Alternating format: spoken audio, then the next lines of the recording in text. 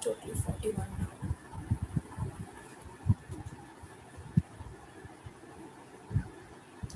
Natana is connecting now, Kripa. Okay. Once she joins, we'll get started. We'll start.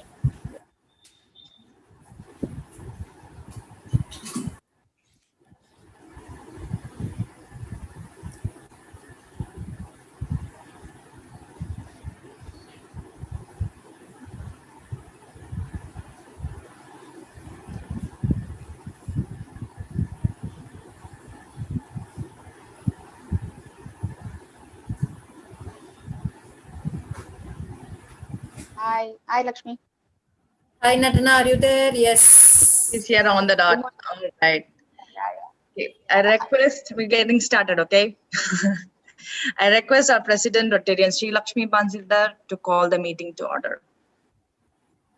Meeting call to order. I now request everybody to stand up for a few minutes for the prayer and four-way test. A Rotary prayer will be delivered by our fellow Rotarian, Mrs. Natana.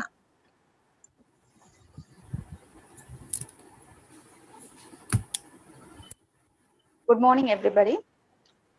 We pray, Almighty God, that you bless this assembly with good acquaintance and fellowship. Guide each one of us to dignify our occupation as an opportunity to serve society. Help us to prove useful to the community and country in which we live and advance national and international understanding, goodwill, and peace through the Rotary ideal service above self. Thank you. And then the four-way test. Is it the truth? Is it fair to all concerned? Will it build goodwill and better friendships? Will it be beneficial to all concerned? Thank you. Thank you, Natana. I request our President, Rotarian Sri Lakshmi Bansildar, to deliver the welcome address. Good morning, one and all. I welcome everyone here for the student support program on the topic career guidance, and I extend my special welcome to the three eminent speakers of the day, Mr. Eldon Richards from Minneapolis and Mr. Kalyana Sundaram and Mr. Abdul Qadir Sir from Madurai. I want to ask all the participants, the students from the school as well as from the college, to be very attentive and focused, because this day is going to be a game changer for you, such that they pave the pathway for you for the career, and your hard work decides where you go. That's what we are going to do. They say that there's nothing called we predict the future. We create the future. That's what they are going to do today. So be focused and make it sure whatever you do that makes you happy.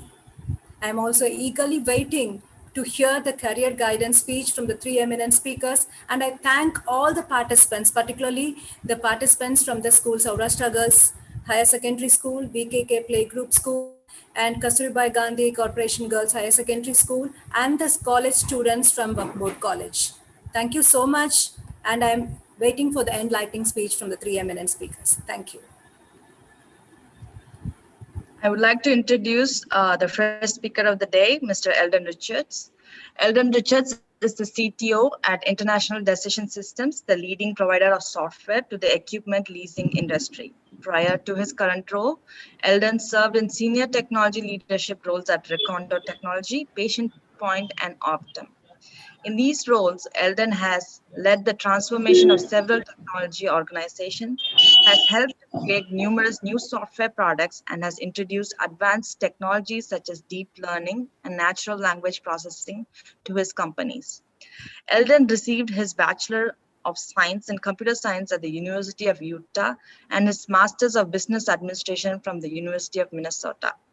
He has also completed graduate certificates at George Washington University and Stanford University. Eldon and his wife, Cami, have been married for 26 years. Together, they have 4 children who are all attending university at this time. Eldon is actively involved in the community where he has held various leadership roles in his church, has coached youth sports, and regularly tutors students of all ages. On the rare occasions that Eldon finds free time, he enjoys learning about just about any topic, including technology, business, foreign languages, mathematics, and history. Over to you, sir. Thank you very much. Thank you for the time to present everybody today, and Krupa, thank you for that nice introduction. I'm going to share some slides with you all. I will stop sharing and you can start yours, sir. Sounds good. Thank you. Share and also. Okay, is that showing okay for the rest of you? Yes. Very good. Thank you. So I appreciate the time to speak today, and hope that the things that I share will be useful for the people who are attending today. I am told that I have about 1 hour, including time for questions and answers. And so we'll leave about 15 minutes for questions and answers at the end. And of course, I don't mind being interrupted. So if questions come up that are pressing, it's okay to ask those, if that will help you understand the things that we're talking about today. I realize that I come here from another country and speaking slightly different with a different accent, and that it can be a little bit tiring because it takes more effort to understand when somebody speaks with a different accent. So I will try to speak slowly, but I will also try to keep this today, there we go.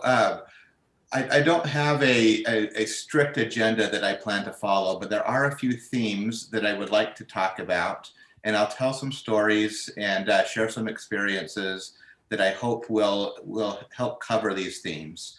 And those themes are knowledge and the importance and value of us gaining knowledge. The second is creating value in our organizations and the world around us. I'll talk a little bit about some of the trends that we face and how we navigate and prepare for the changes that these trends drive for us.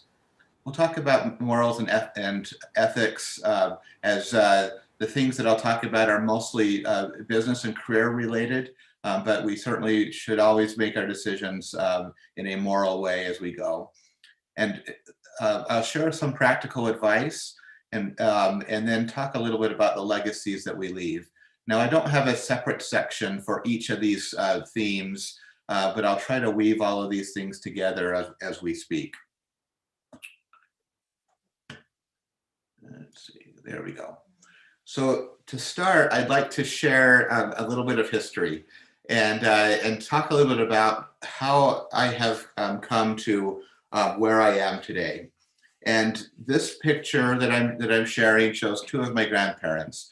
This is Kenneth and Vera Richards. They are my father's parents, and this picture was taken when I was a child. I knew them when they were at this age. The picture on the top is my grandfather much earlier. He was a soldier in World War II, and this is a picture of him near the end of that war in France. He served mostly as a medic, so his job was to treat and heal wounded soldiers. But when I knew him, he didn't seem like a soldier at all. He was a very quiet man. Both of my grandparents had illness and had both had heart attacks and open heart surgery before I was born. And so by the time I knew them, they were much quieter and they were much slower, but they were very kind people. My grandmother was a school teacher and she had finished her university degree. My grandfather, however, went to the war at the time that he would have been doing university, and he never had the opportunity to come back and finish that education. So he provided for his family with little education. One of the things, though, that he learned was very hard work. And in a moment, I'll show a picture of a home that he built, but I'd like to share some advice that he gave to me. I have here, for those, I don't know if you can see the camera as well, I have a letter here that my grandfather wrote for me for my 13th birthday, and that I have kept. And I'll just read a very first part of it. He said, "Eldon, I would like to add just a few words to what Grandma has said." My grandmother had written a letter ahead of this. He said, "We love you and are so proud of you, and we are so glad that you are our grandson." And this is the advice. He says, "You can be whatever you want to be in this life. Decide what you want to be, and he underlined this next part, go for it. Make it high enough that you will really have to work for it. Learn from your parents, especially, and from church leaders, and of course from your teachers at school." And he shared some other things in that, but that piece of advice is the part that I want to share first. He said that we can choose what we want to be, choose what that is, make it a high goal, and go for it. It needs to be something that's hard to work for. I'll come back and talk about him a little bit more later on. Next, I'd like to show you my own parents. This is Mike and Myrna Richards, and this picture was taken fairly recently, a few years ago. This is still what they look like now. They live in Salt Lake City, Utah, which is about 2,000 kilometers from where I live now in Minneapolis. My parents have 8 children, and I'm the first of those children. And I was actually the first of the grandchildren for the grandparents that I just showed you. They have about 30 grandchildren, altogether. We come from large families. My parents both began their university studies, but neither of them finished. They each completed about 1 year of university studies. And so my father ran his own businesses. He was a photographer at first, and then he created a photo lab. So he developed photographs for other photographers in the area. And then later, as the industry began to change and computers became more common, he sold his first business, and he created a new computer business where he automated the work that was done in photo labs, and he continued that work until he retired. While my parents did not finish their university education, they felt that education was very important, and they gave me the advice to do whatever it took to finish college. The way my dad used to tell me was, he said, "You should finish college so you don't end up like me," because sometimes it was hard. We were, compared to the people that lived around us, we were quite poor. And he said that you can have a better future if you finish your education. My parents both taught me that I should live up to my potential. And one of the things that my dad specifically would share with me was to choose one thing and excel at that. Be the very best at one thing. And that was something that he shared with me when I was in high school. And I chose to focus on mathematics. That was my favorite topic. And I decided that I would work to be the best math student in my school. And I did accomplish that. And I received awards later. I was able to meet the governor of the state of Utah to receive an award for my score on the national math exam that I was invited to be part of.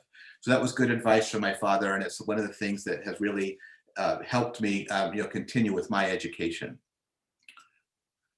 Now I want to show you a little bit more about my parents. This house that I'm showing is a house that my grandfather built. He built it by hand, and this is much later after they had left. But my grandfather, when he came back from the war and married my grandmother, they built this house I believe his brothers helped him build it, and they built it all from hand. It had 2 rooms in it. Now, as you see the picture, you can see some of the walls on the back side are missing, so you can see the house. But when they lived there, it had 2 rooms. It did not have indoor plumbing or running water. They eventually had a well built, dug in on the property so they could get water. And if they wanted to get running water, they would have to travel a few kilometers to where other family members lived that had running water. The rooms had, you can see on the roof, there's a small hole kind of where the end of the tree branches are pointing. And that's where the chimney went up, where they would heat the house with a stove, and they would burn wood to heat the house. And my grandfather had to work hard just for this. They had a dairy farm, and the fields that are around this is where the cows would eat grass, and they would milk them twice a day and sell the milk. And he also worked as a school bus driver, and he worked in the school cafeteria and helped cook the food for the students. So with those 3 jobs, he was able to provide for his family, which eventually had 6 children. I believe when they lived in this house, they had 4 or maybe 5 of those children before they moved to another house. My father lived here until he was about 8 years old, and so this is the humble beginnings of the story. Next, I'll show you my own father's house. This is a house that my parents bought when I was about 10 years old, and they still live in this house. And this is an old truck. This is not the one he drives anymore. In fact, he drives very little now, as his eyesight is not very, very good. He can only drive during the daytime. This is where my parents raised 8 children. And so there were 10 of us living in this home. It was a little bit larger than the home that my grandfather had built. There were 3 bedrooms. We did have indoor plumbing and running water. And but 10 of us shared those 3 bedrooms. And sometimes there was below the house, there's an unfinished basement. And sometimes my brother and I would sleep down in the basement instead of upstairs in the finished bedrooms, just so there would be more room for everybody. So this was the place that I grew up.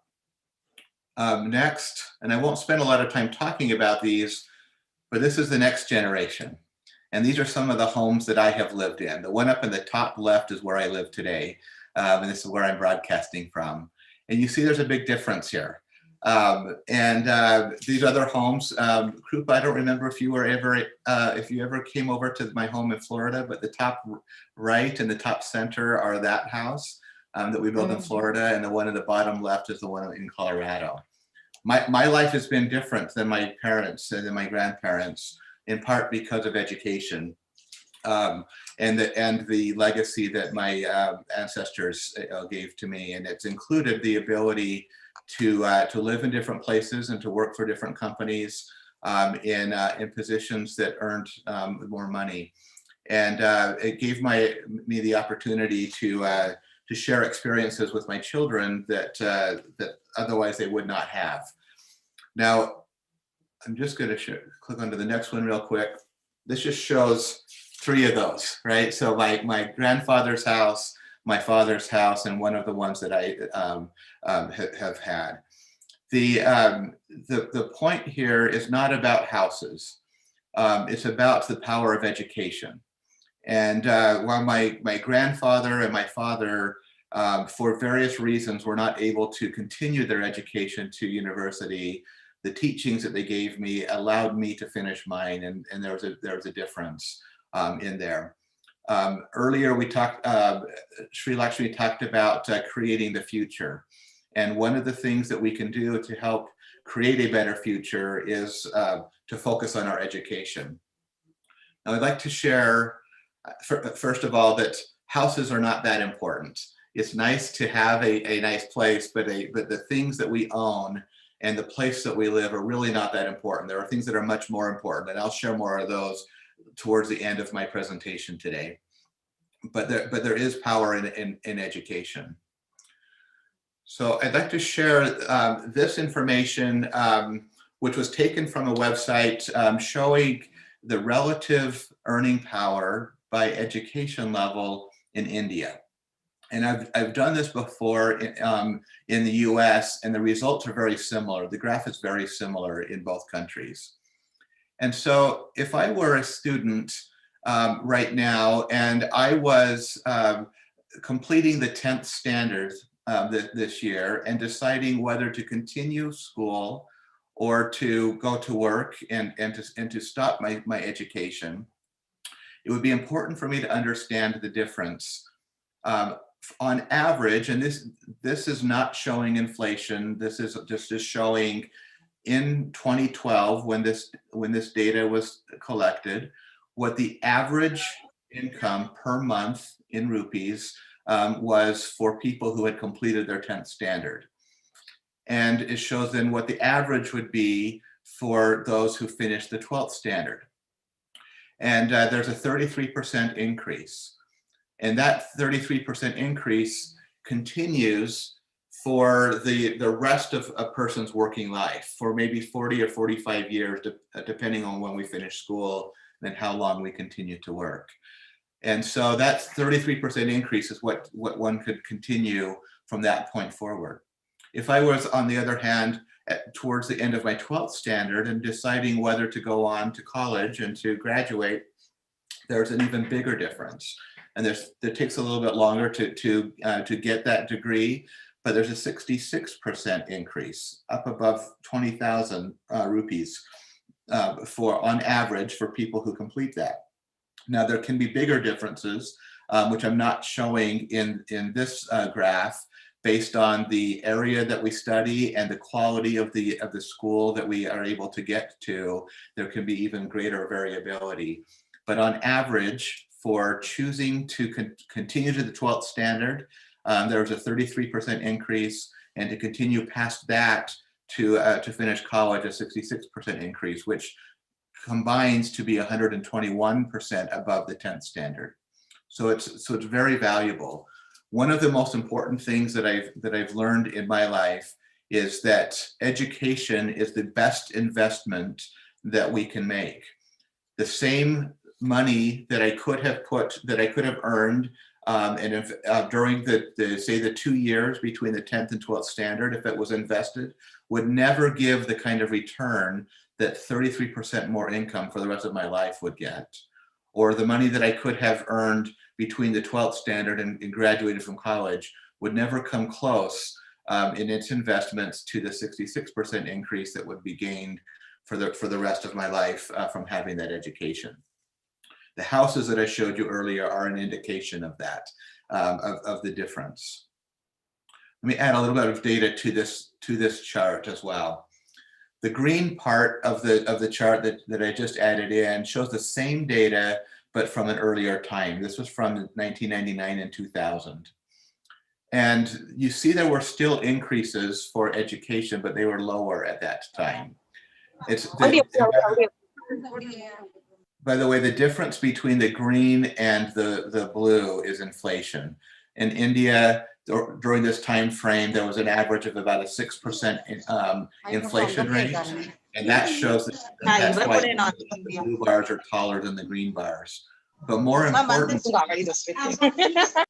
Excuse me, can you please mute yourself? If you have not muted, you're interrupting the speaker. Thank you. Thank you for that. So the fact that there's a bigger increase in 2012 compared to 2000, and if we were to take the data again at present, I would expect that it would increase even further. That the value of that education from the 10th to 12th standard is now worth nearly double what it was 20 years ago. It was worth 8 years ago, about double what it was worth 20 years ago. And similar for the graduate level is nearly double what it was 12 years earlier. So there's the spread between the income that one can receive from education is growing, it's not shrinking. It's becoming more and more important for us to continue our education. Let me move on to the next one real quick. This one is complicated and it's not important to go through a lot of the details, but up at the top left, the chart that I'm showing here is one that I actually shared a couple of months ago in a meeting with a number of bank executives here in the United States. And the important thing here is that all of the lines in the left column are decisions that companies need to make on a regular basis. And the orange dots and lines, and by the orange dots and lines show the time frame that average companies were making those decisions. So if they're in this big center section, average companies were making those decisions about once a year or sometimes less often. And those are decisions about deciding what they should invest in, or getting learnings from some of their the other columns show things that are being done on a quarterly, monthly, or weekly basis.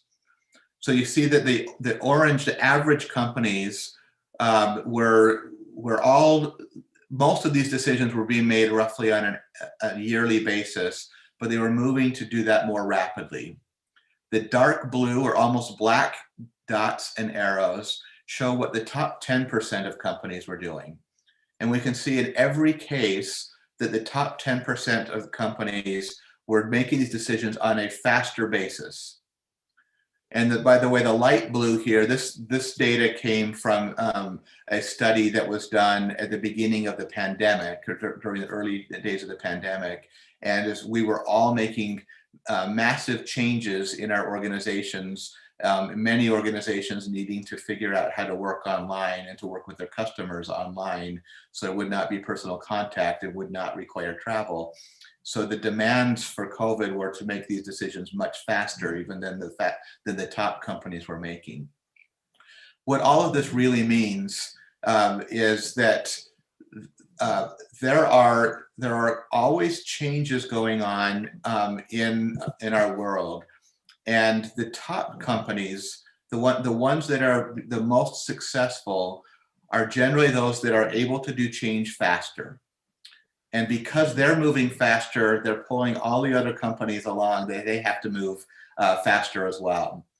And that change impacts all of us. As we make those changes, and maybe we automate some of the things that we used to do by hand, or maybe we change the way that the processes that we follow.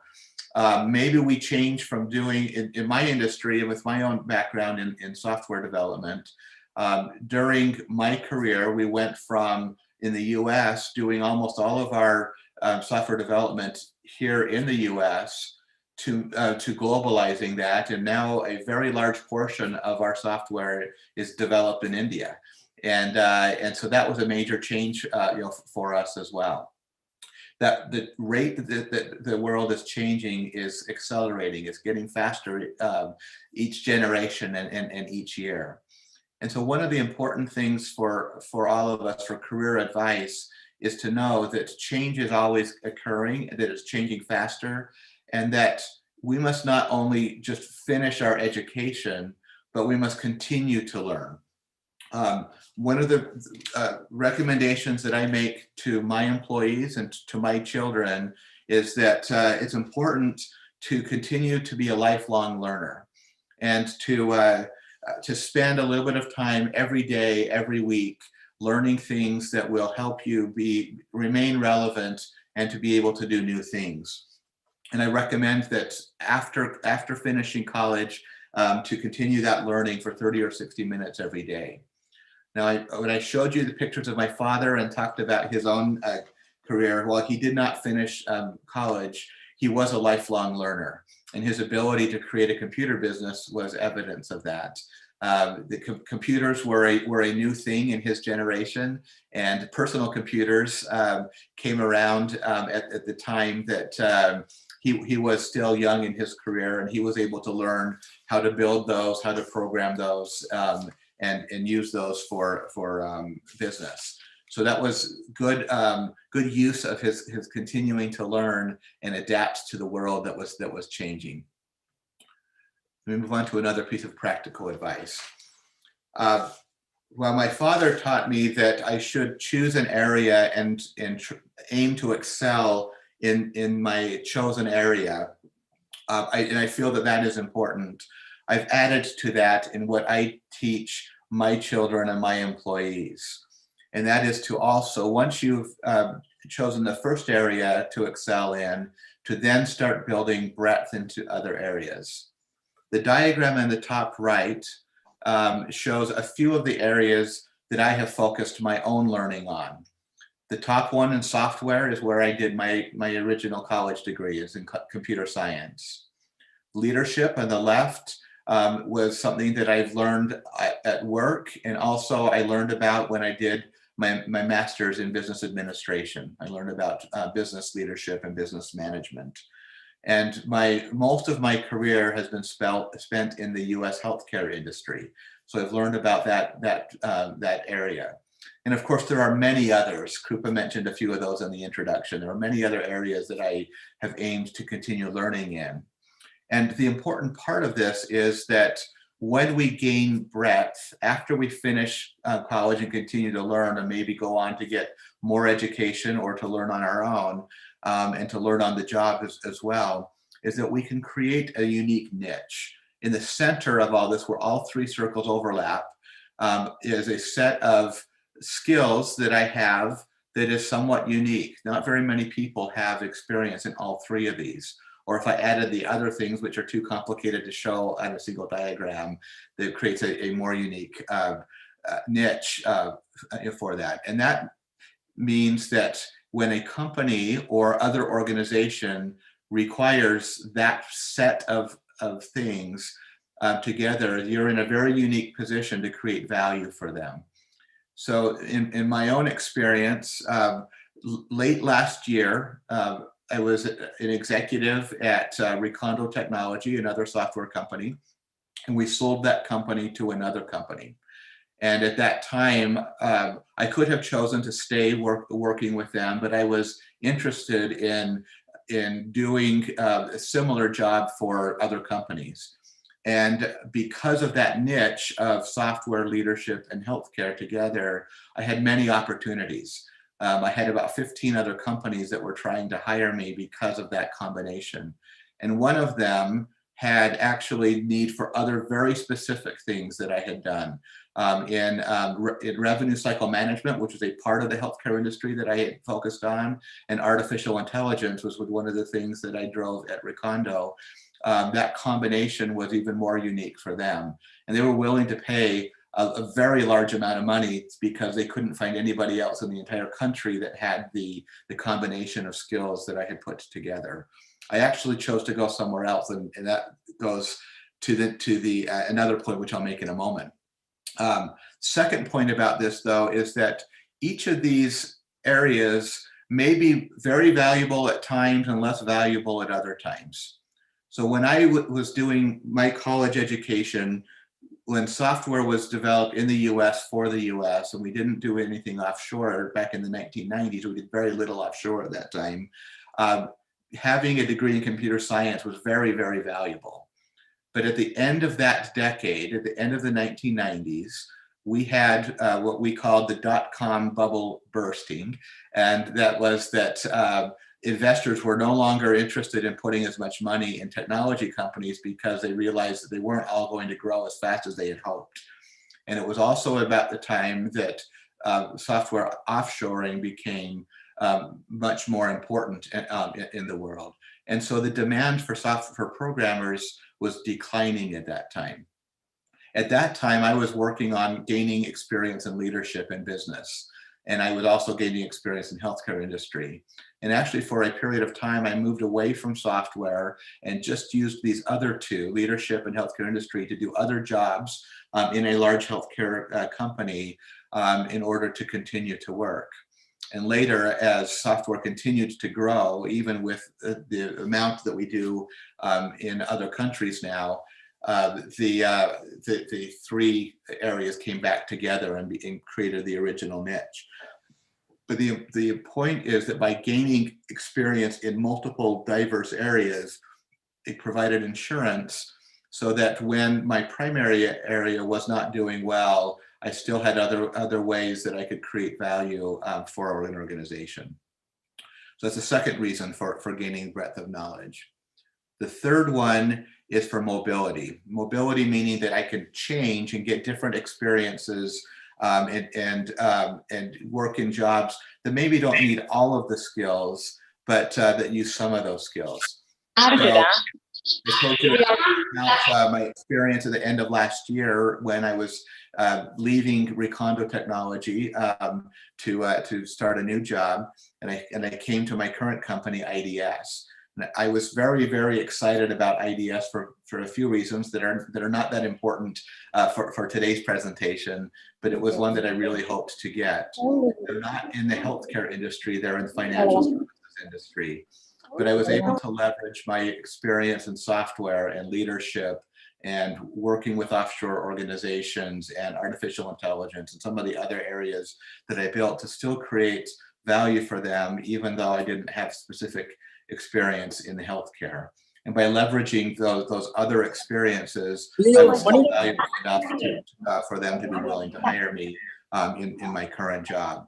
So that's the third reason, and it builds on itself, that as we gain new experiences and new breadth, it allows us to get even more experiences and build ourselves up for the future even further. So let me move on to another practical point. Okay, so these circles, the company, the customer, employees, and owners is one of the things that I share with my organizations when I first join. And the point about this is that for any company to stay in existence, they need to provide value to these other three. Oops, I didn't mean to go backwards. Go back, there we go. They need to provide value to customers. They need to provide services, or they need to provide products that customers are willing to buy. They need to employ value to their employees. That they pay the employees. They should provide ongoing training. They should provide a adequate work-life balance and other benefits, a good place for employees to work. Otherwise, employees will move on to other companies and not stay. And they need to provide value to their owners or their investors.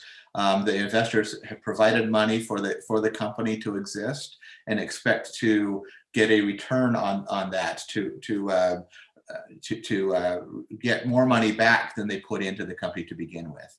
If any of those three are not satisfied, they're receiving enough value, they'll leave, and the company can no longer exist.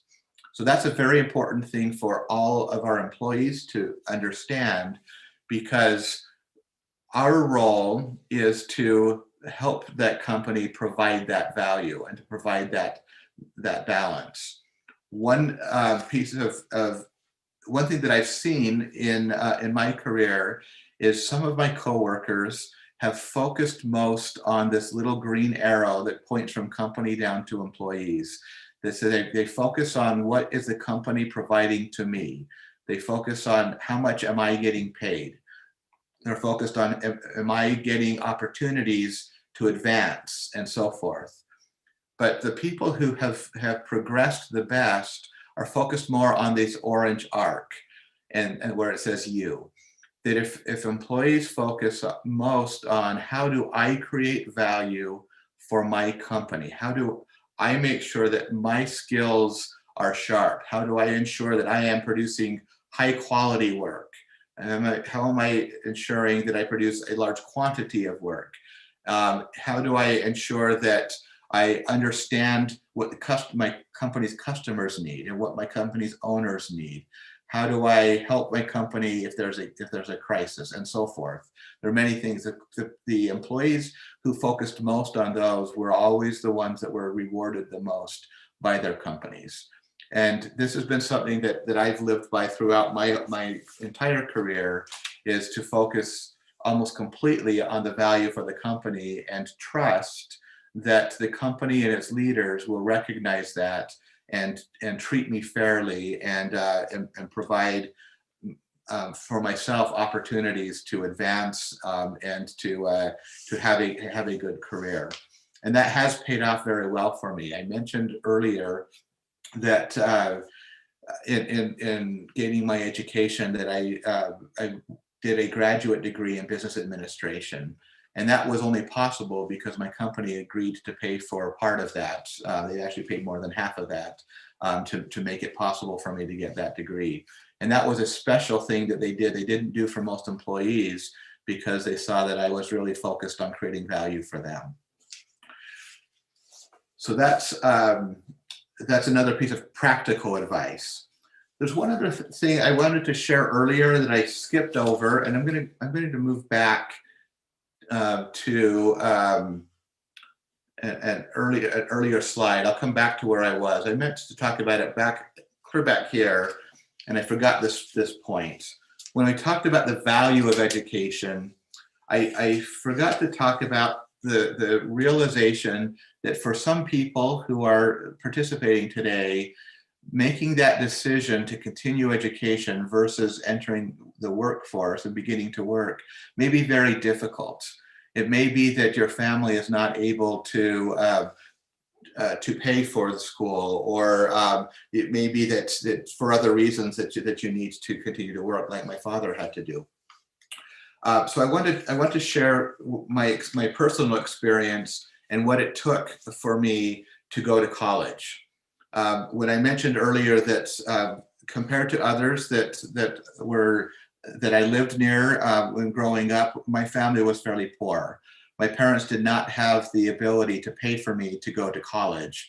They encouraged me to go to college, but they said that I would have to figure out how to do that on my own, and that I should expect to have to gain scholarships where the school would pay for part of this schooling, and that I should also plan to work. And so that's what I did. When I went to college, I had saved up some money. I started working when I was 13 years old. I continued school, and school was my top priority. So I would go to school from the morning until the afternoon, and then after school, I would come home and I would change and go and work. And then I would come home in the evening and I would do my homework. And on the weekends, I would work on Saturdays and do my homework Saturday, Sundays. And when I was in college, I continued to do that. I continued to work on the side while I was taking my university coursework. And sometimes it got very, very busy, and it was a very large sacrifice. I was married while I was still in college. That's more common in the culture that I grew up in. So my wife and I had to provide a place for us to live and our food and so forth. And so there were times when I was working full time, at least 40 hours a week. In fact, part of it, I was working 3 different jobs while I was going to school. And what that meant was every week, I would start the week on Mondays with school, and I would intersperse work. I would go back and forth between my company and my school. Sometimes I could work remotely or do my homework remotely, but I had to travel a lot. And about 3 times each week, I would stay up all night long to get my homework done. And then I'd catch up my sleep a little bit on the weekends. So it was a very, very large sacrifice.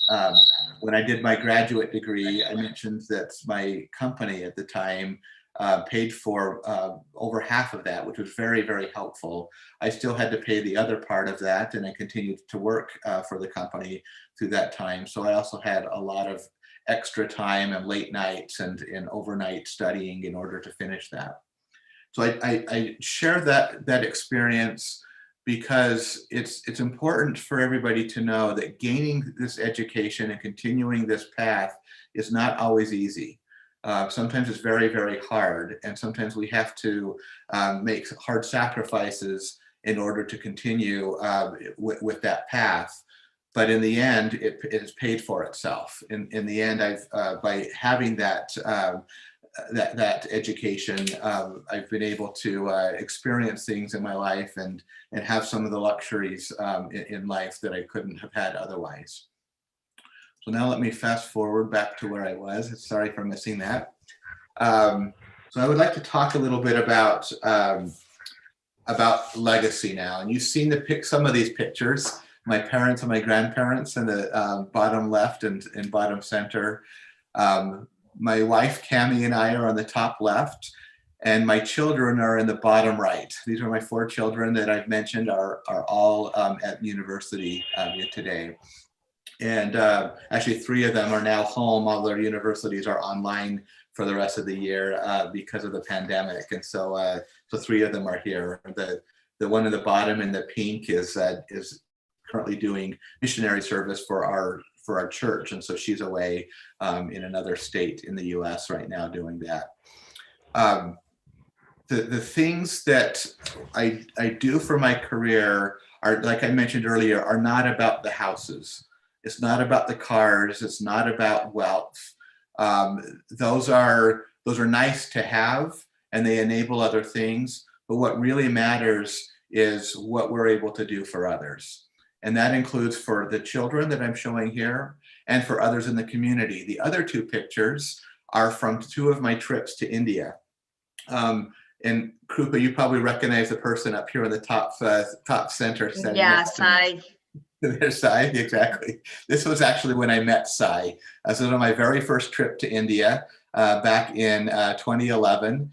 And I was there for work, and this was in Hyderabad. I visited different cities there where we had teams that my company was running. And on a Saturday, my first weekend there, my hosts at one of the companies I was working with took me out to see some sites, and Sai came along, and he talked about the next day when I was supposed to go see other tourist sites. He was going to go and serve at an orphanage, and I said I would like to go to the orphanage instead.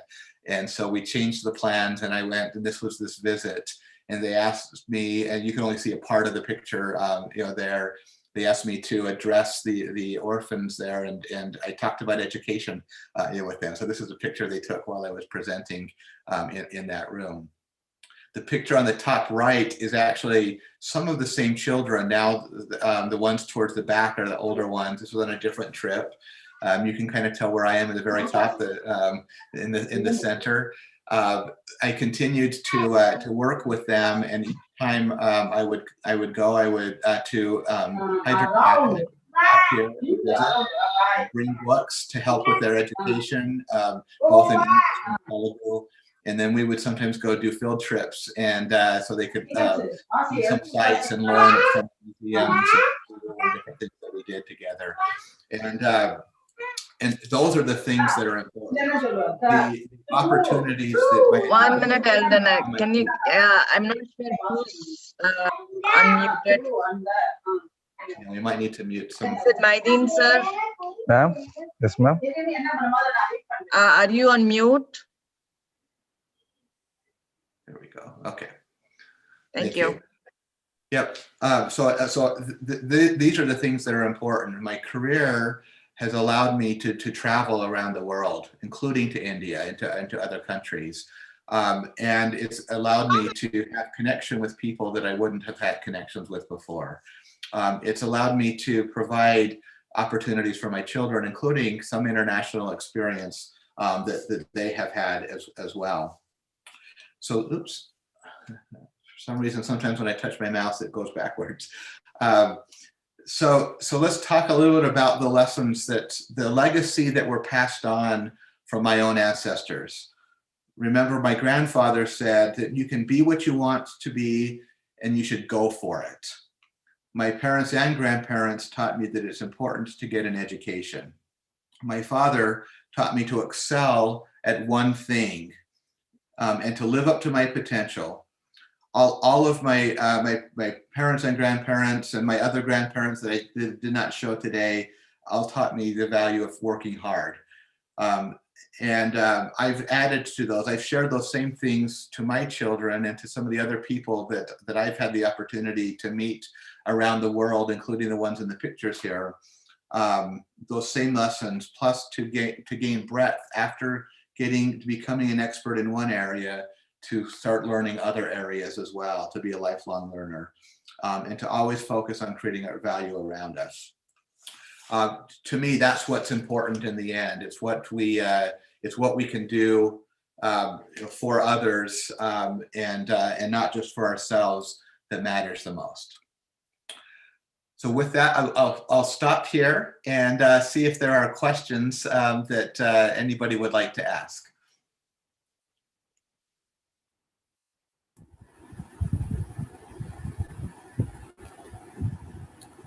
Students can post questions in the chat box, or you can unmute yourself and ask questions.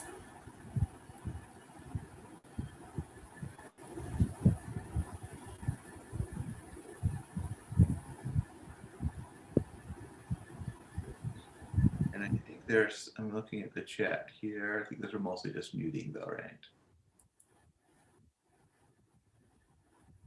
Okay. Excuse me. No problem. Hi, everyone. Anybody coming out with any questions for Mr. Eldon Richards? I think all are clear, Lakshmi. Yeah, Devi? I think there is no questions from any of the students.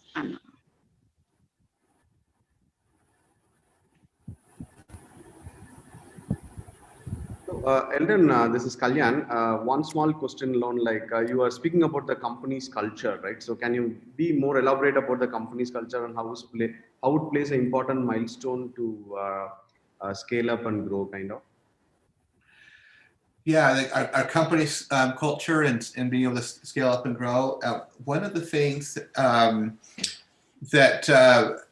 so first of all, I've worked for several different companies throughout my career, and each of those have had different cultures, and those cultures have definitely had an impact on how excited I was to work in the organization, as well as that company's growth and success.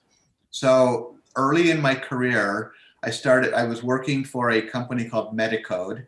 That company was eventually bought by a much larger company called United Health Group. Medicode was a software company, and its culture was very innovative, and it was pretty fast-paced, at least for the time. It was an exciting place to work. There were always new things to learn, and I really, really liked that culture. And in the early days after being acquired, it continued to be that way. Other parts of United Health Group, though, that I worked in, I found did not have that same innovative culture. There were some that had a more bureaucratic, more command and control type culture. And for me, it was not an exciting place to work. It didn't create learning opportunities, didn't create growth opportunities, and it was really an anchor that slowed down the larger enterprise. They've changed a lot of that since then, but it was something that existed in large parts of that very large organization. In fact, while I was working there, I spent 18 years in total in that company, in the different parts of that company, so the majority of my career. The reason that I left, though, in the end, was because of culture, because I realized in myself that the things that made me most excited was to continue to learn and to gain new experiences. And so that's why I left and went to Patient Point, and that's where I met Krupa the first time. And then we worked together again at Recondo, which had another innovative culture. And so I think that that's a big part of it. Another big and important part of culture in the companies that I've enjoyed working in and that have been most successful is a culture where employees are willing to help one another out and to be good team members and not just be focused on their own job and their own success, but on the success of the team and the success of one another. And that makes those companies enjoyable to work for. It keeps people in the company, and that helps the companies succeed. So thank you, Kalyan. Good question. Yeah, thank you. Nicely answered. Thank you.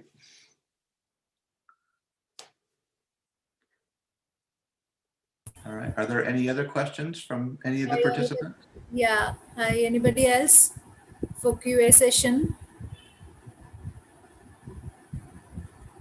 Kripa, I think we can move on.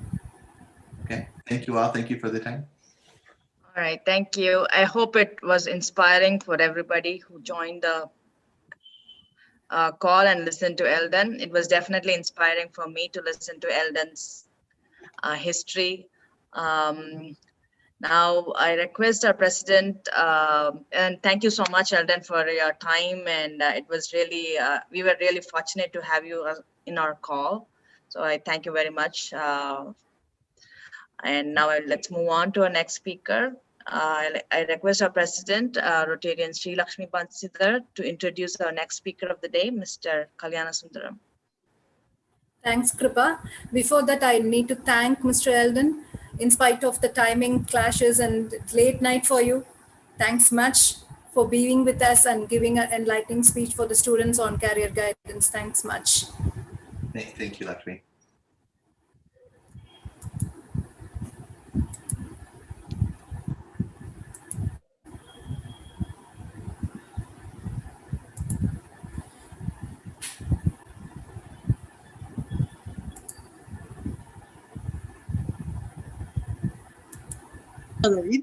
Madam. Okay, now I take immense pleasure and it's my privilege to introduce the second speaker of the day, Mr. Kalyana Sundaram ji.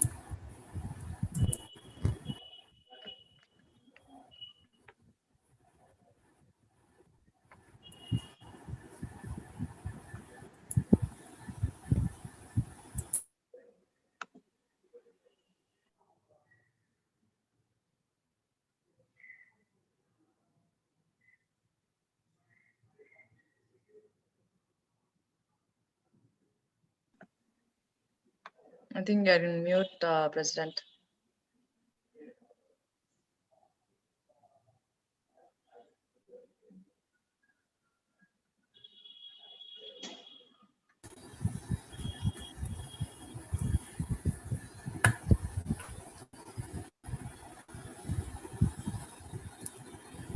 Yeah, we can hear you now. It's clear? I mean, I didn't hear any of his experience, so you may have to start again. Okay, just suddenly my net got slow. Sorry for the inconvenience. No problem. Yeah, I take immense pleasure in introducing the second speaker of the day, Mr. G. Kalyana Sundaram, the founder and CEO of Great Innova Solutions. I want to segregate his intro in 6 parts. The first one, starting with his experience. Next is education, awards, his objectives, his skills, and patents. Starting with his experience, he has been responsible for building a team of 100+ engineers that pioneered in mobile, web, IoT, cloud computing, and smart city technologies from Madurai and won the Red Herring Top 100 Asia in 2016. He was the CTO of Purple Tab Software Solutions Private Limited from 2011 to 2018. He is also the co-founder of India's first augmented reality technology on iPad that enables jewelers to provide try-on experience to users with digital catalog. And also, Mr. Kalyana Sundaram was VP of Engineering in Mantra Technologies from 2006 to 2008, an Oracle Inc. company, led a team of 15 engineers that created innovative mobile tech ranging from instant messaging chat to voice over IP. He was an associate software engineer at Reflexes Inc. in 2005, responsible for creating documents management system, advanced workflow solutions for retail segment. Coming to his education now, he has completed his bachelor's in EEE at Tyagaraja College, Madurai, master's at BITS Pilani, and also a member of BITS Lifeguard Project, possesses a Seed Transformation Program certificate from Stanford Graduate School of Business, Stanford University, California. And coming to his awards, he's winner of numerous awards right from his college days, which includes Best BE Project Work, Best Behaved Outgoing Student Award, PPCL Scholarship for Higher Studies, IEEE IAS Myron Zucker Award, Salt Lake City, USA, IEEE's Lance Stafford Lawson Student Scholarship Outstanding Student Paper. His objective is very interesting and it's really inspiring too. He believes programmers are the modern day magicians that craft day-to-day technologies, and his vision is to devise advanced tools and technologies that harness the latest cutting-edge technologies of the Internet of Things, cloud computing, and artificial intelligence. And the skills he specializes in mobile computing, IoT, and cloud computing, experience in C, JavaScript, PHP, Objective-C, HTML, and CSS. And he has he's an inventor of 2 patents, software piracy prevention system, and voice over IP for packet switch networks. This is about the second speaker of the day. I think we have a lot to get from you, sir. Thanks for being the speaker for the topic career guidance. Waiting for your inspiring speech. Thank you much. Thank you, President, and thanks, Rupa, for inviting me. Actually, I gave a 1-page resume, and looks like it has been opened up for almost 6 pages now. So just let me just share my screen, and then we'll get started. Hello. Yeah,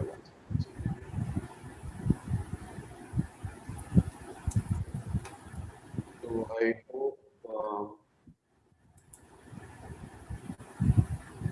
hope you are seeing my screen. Yeah.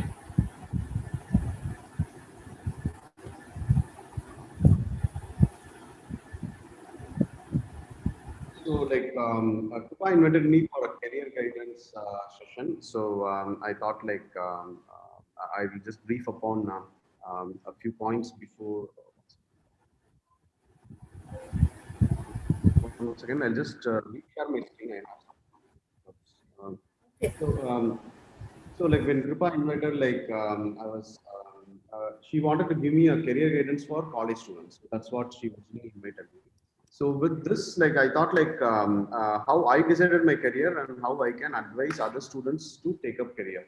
So when in 2003 and 5, when I was deciding what career to pick, I was seeing 10 years ahead, what exactly is going to happen in the future. So computer is going to become a big trend, and that's how I started deciding a career in computer science, particularly in mobile computing.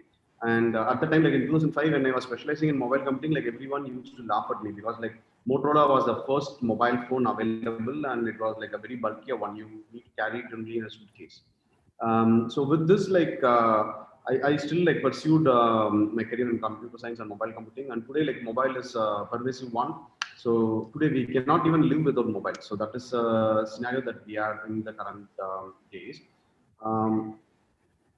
So before going into technology trends, there is one thing that I wanted to highlight. Before understanding something you want to become an entrepreneur or a big guy in technology, you need to be good at selling or marketing yourself. So that is a popular notation. Sell me this pen. Okay, so Brad is the original Wolf of Wall Street. If you have seen the movie, you have got the context. Someone will ask you to sell a pen. Brad usually goes around and asks people to sell a pen. So what usually people do is they assume a need or they resort to some futures. These are the 2 methodologies to sell a pen.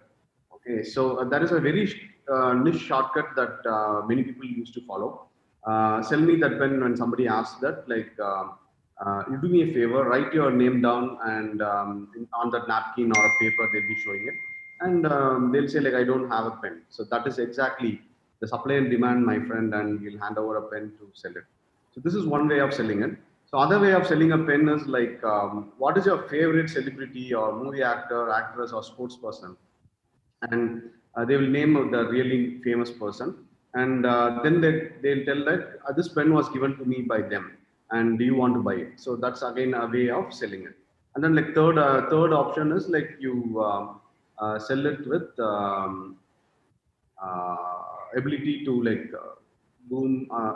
ability to I mean, the pen has some extra abilities, kind of things you push in and then you sell it. So these are three different ways of selling a pen. So this we can apply to a regular context of a person of creating a career also. So you need to build a career so that you can sell yourself in the future better. Okay, so you need to decide that in your college days so that like you are doing it better in the future when you are going for placements.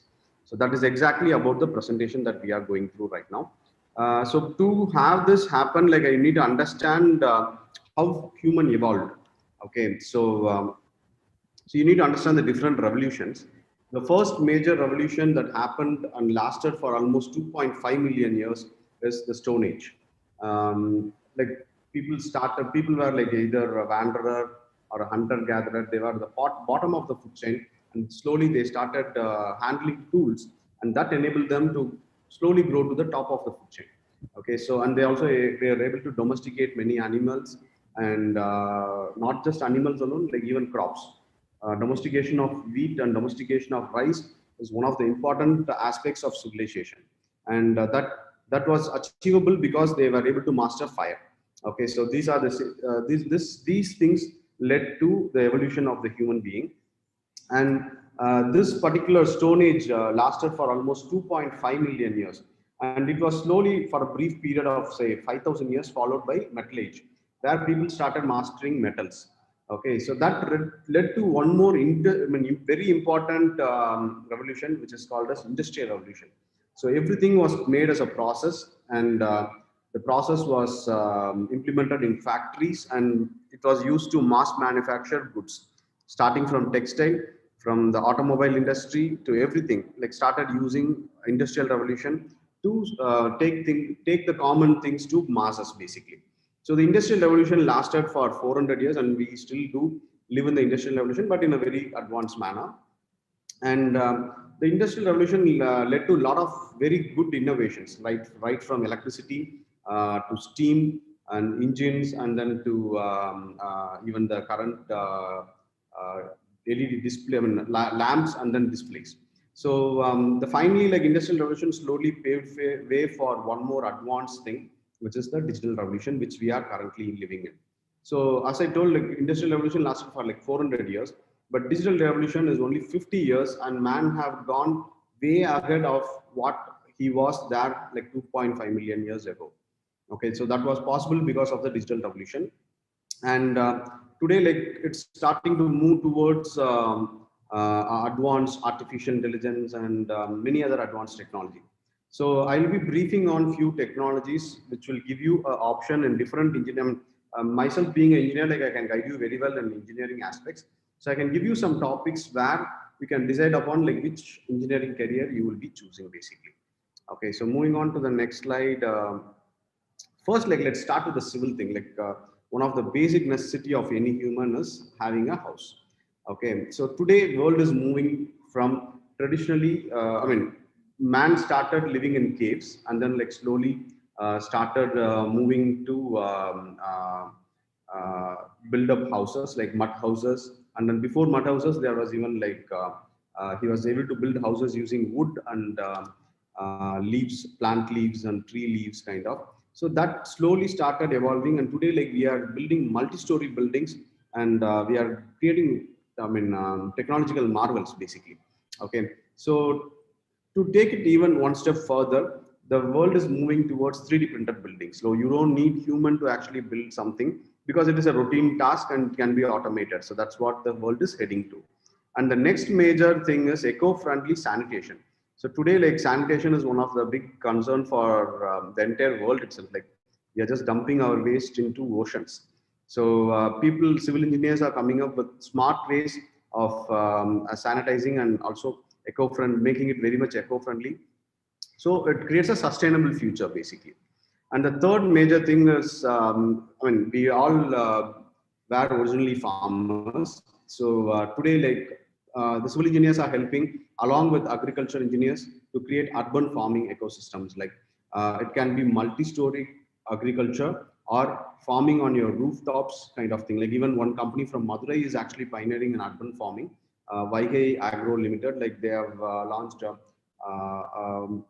small packed food items which can seeds which can be immediately used to grow and then like give you harvest right from your rooftop. So this is where the world is heading to. And next major thing is pico technology. Like we are moving from nano to pico. Okay, so nanoparticles is something that's still not even mass manufactured and mass use, but world has already started moving towards pico technology. And thanks to civil engineering, these things have helped them to pioneer and master many of the advancements that we are seeing today in the civil engineering. Next, we'll move to the mechanical engineering, which actually was a summary of the last 5,500 years. Both the metal age as well as the industrial revolution age was pioneering this mechanical revolution. And today we are still driving all the machines. And the world is heading towards flying cars. Companies like Audi, Rolls-Royce, they are working on flying cars. So this is going to be the future of transportation. And today we are already experiencing electric cars. So this is the future technology of tomorrow. The technology that will be very much evident in 2030. That's what we foresee as an engineer. So today we see drones flying around. So tomorrow it is going to be cars that will be flying around. So this is how the mechanical engineering is moving around. And other than that, like mechanics has one major role in robotics, because like they can create cyborgs, and they can also be used for household daily routine tasks. Okay, for example, right now, like you can see a robo mat, which is actually like cleans the floor. So it just moves around. It's a circular robot that just moves around freely in your home, and that cleans up. It's just replicating your vacuuming, floor vacuuming or floor cleaning. So now, like in future, what will happen is like we'll be having household robots. Today we are having a lot of industrial robots, which is very common across the industry. So the next step is sensible to move to household and help people to use their energy for very productive tasks. So household robots will be the next major thing, which people can consider as a career option. And with the advent of a lot of SpaceX and even Amazon is working on space tourism. So with this, like space tourism is going to be a big boom. Like people have already explored nook and corner of the earth. Now, like they wanted to explore space. So how about dreaming going to moon for a vacation, or even to Mars for a vacation? So that's something that's going to happen in the near future. So people, companies have mastered reusable rockets or the reusable shells, which will launch the vehicle, go to space, and then bring them back to Earth without need to,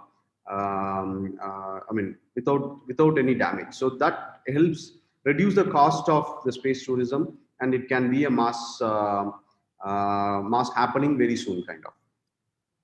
So intergalactic travel also might be possible, but it's too early to speak about this. But if we are able to master space tourism and some super fuel, we should be also aiming towards intergalactic travel, which many companies are already working on. Teleportation and things, like a lot of research is already happening, and we will really like to hope to see something comes to reality in the future, kind of.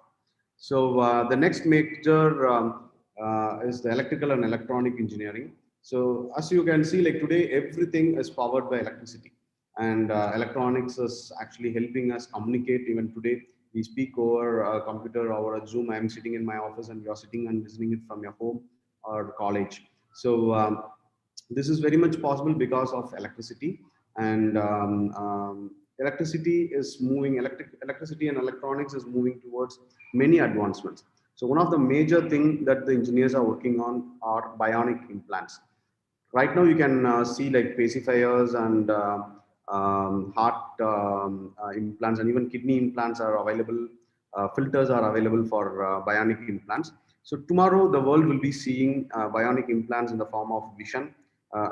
Hearing aid is a very common thing. That was the first thing that the engineers mastered. So today we are starting to implant organs within us and then start working with them. So basically we are dreaming about the future of a cyborg. So part human and part robot. So that's where the world is heading to. So, and you should be prepared and focused on these studies, which will help you build a better career, basically.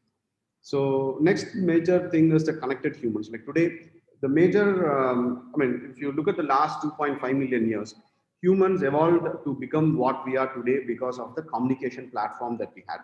So even animals have a way to communicate. Like, I mean, they can alert on danger, they can alert on happiness, kind of. So it's very limited. So the sounds that they can make is very limited, but humans have mastered a way to describe it more in a detailed manner.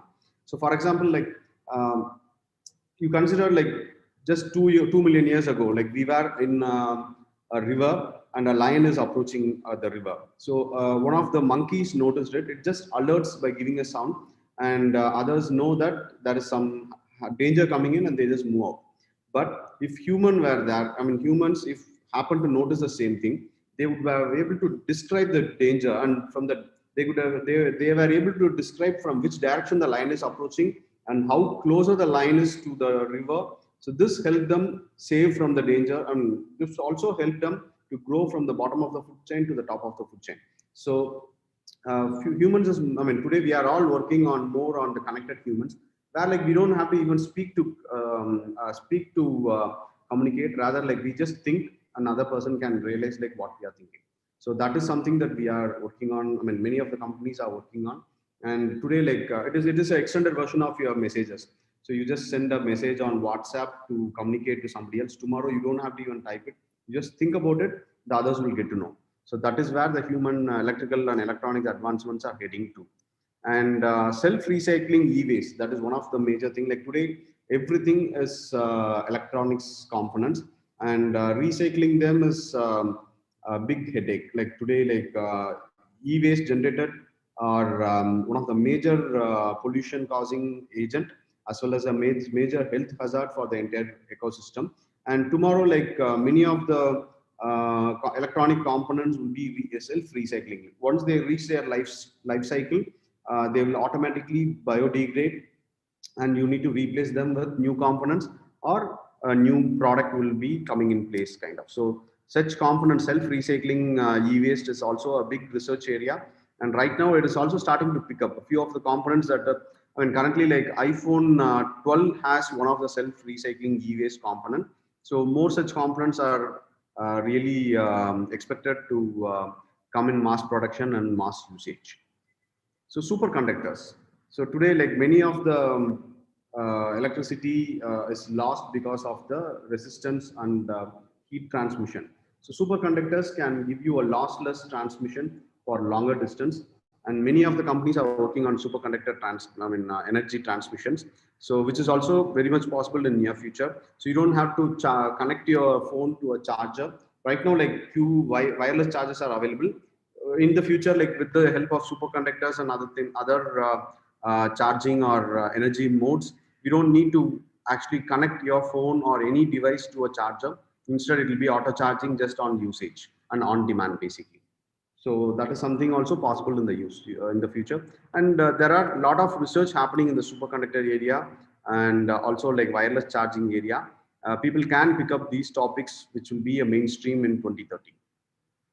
So next major is the computers. Computers, frankly, like it all started from, I mean, we are still in the Stone Age. Like stone is what is recycled into silicon wafers to etch integrated circuits, and which is actually what is powering the computers.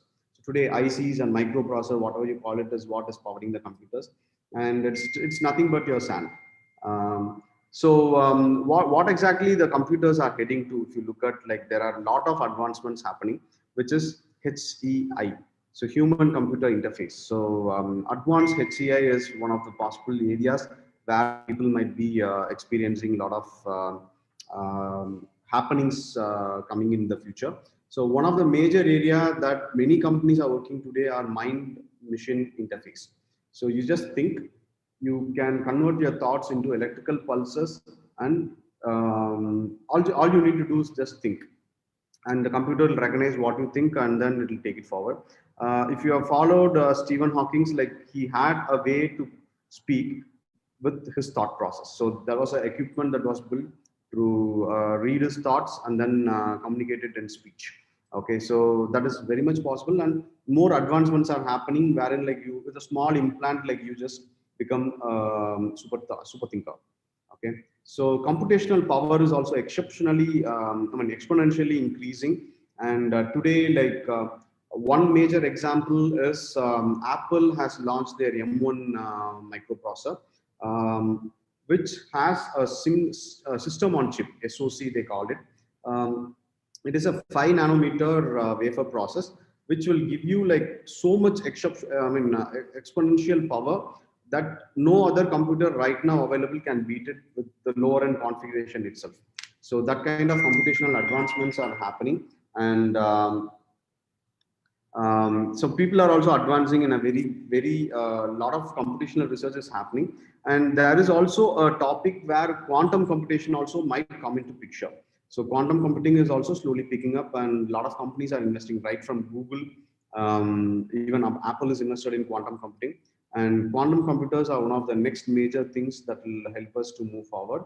So quantum computers, today we are just using it for logical decision making, but tomorrow it can also solve algorithmic challenges, as well as it can also deal with advanced challenges like which are not fit into algorithms, like adaptive and business challenges, and even personal and emotional challenges would be able to address by quantum computers. So that's the computational power that we are discussing with quantum computers.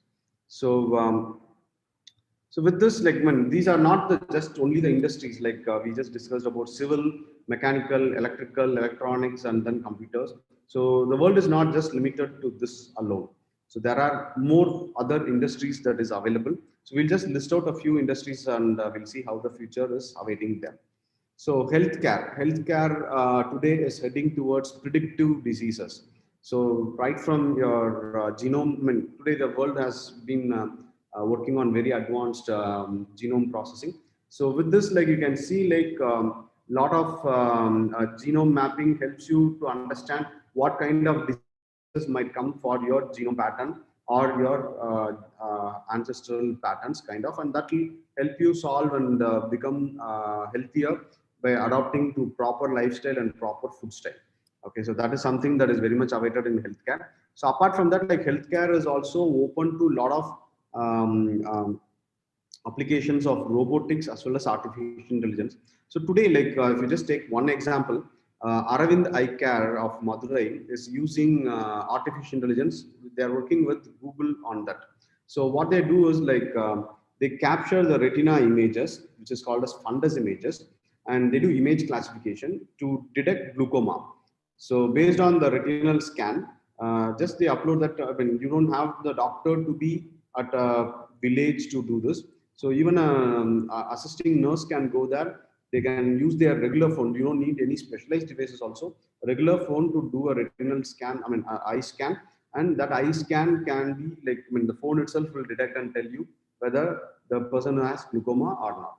And if a person is also prone to glaucoma is also something that is possible to detect with the technology that they are using. And only severe cases are shifted to hospital to do cataract surgery as well as glaucoma treatment basically. Okay, so that kind of advancement is happening right in Madurai itself. So in fact, Aravind is partnered with Google to do this. And apart from that, many companies are working on lot more advanced healthcare things. For instance, Apple's watch today can do SpO2 sensing as well as a complete ECG can be done in your Apple Watch. So earlier, if you want to take a ECG, you need to go to a hospital. You need to lie down. They'll be fitting in 8 probes, and all the 8 probes will be connected to a electrogram, which will actually print out, and then doctor will open up and review it and give you an output. So you don't have to wait that much time. Just spending 30 seconds on your watch, you can get your ECG, and you can just send that to your doctor to get a second opinion. Okay, so that kind of advancement is very much possible. And the latest Apple Watch is also powered with SpO2 sensor, wherein you can also sense your respiratory activities. Okay, so how exactly, given this COVID situation, people are very much scared, do they need to go and take a COVID test? So with just that Apple Watch, you can actually get your SpO2 readings, and you can decide whether to go to treatment or take self-care. So that kind of advancements are happening in healthcare itself. And food is one of the major area where many companies have invested, and they are working on a lot of advancements. Okay, so today robots is playing one of the major role in food, and then like there is also concepts like cloud kitchen, which is happening and growing in many of the cities. Basically, like they are connecting food making, and then food delivery and food consumption. So these three industries are connected, and the things are met. And apart from that, like artificial meat is something that is also a growing interest area. In fact, like Bill Gates have invested in one of the lab meat companies. Okay, so what is lab meat? Lab meat is like you just take one drop of blood of a chicken or a goat, and then you do a tissue culture and then grow the tissues in the lab, which will have the exact taste of whatever blood that you are fed in. So you don't need to feed a full blood. Like it is like just one drop of blood is needed to create a 1 kg of meat. So that's how the research is going on. So lab meat is becoming very popular, and today like there are successful lab meat companies, but the thing is like it is not mainstream because it takes it becomes too costly to actually manufacture or produce meat in lab. And tomorrow, I mean, with the demand that is slowly going up, and given the harmlessness that it is doing, like you are not actually killing an animal to fetch its meat. So that is actually helping this industry to get more attention, and the cost is also slowly coming down. Like for instance, 2 years ago, to produce 1 kg of chicken in the lab costed somewhere around $25,000, while the actual chicken costed just $2, 100 rupees. Okay, so that's where like it was not matching in the industry, and it was not widely accepted. Today, this cost have come down to $1,200. Okay, which is still not matching the cost of the mainstream poultry industry meat produced. But again, like the cost have significantly come, like from 25,000, it has come to $1,200 just earlier this year. And this cost is going to come down further in the next few years, and it will become a mainstream technology. So food tech is one more area where people can focus. And there are a lot of sustainable food focus is also happening, like creating genome modification of grains. I mean, if you look at wheat, the original wheat itself is like wheat or rice, like has been like domesticated by humans to create what we want and what we use today. And with our current advanced genome technologies that we have, we are able to create larger grains, larger meat. Larger grains and long shelf life foods, and those things are definitely possible. So that will definitely eliminate food starvation in the world. That's what the industry is heading to, and that is something that people can look forward and also build a career in that. So again, large producers is not just limited to just fruits alone. Today, like people have already mastered like creating larger size fruits and taking it to the next level kind of. But apart from that, like they are also looking at doing agriculture in an area where that is definitely not possible, like even on sea surface or on deserts, which is not inhabited by humans. So those kind of places, how to do agriculture. So those kind of things are being researched and things are being worked up. And also like people are, even I told like a company in Madurai is tapping unused rooftops to do agriculture kind of for just your home needs. So those kind of things are slowly growing, and interest are picking up. So with this, like these are the major industries that I would like to cover. So before moving to conclusion, I would like to just give a story like how I evolved into engineer and what I am today. So in 2000, President has actually given my story, but I want to just highlight like what exactly made me to make this decision and how I am successful with my decision kind of. So I started my career in 2003, like when I entered into industry, like I had a dilemma whether to do higher studies or to continue with a career, an employment option kind of. I had an offer, so I had to decide like whether I had to continue an offer or continue with my higher studies.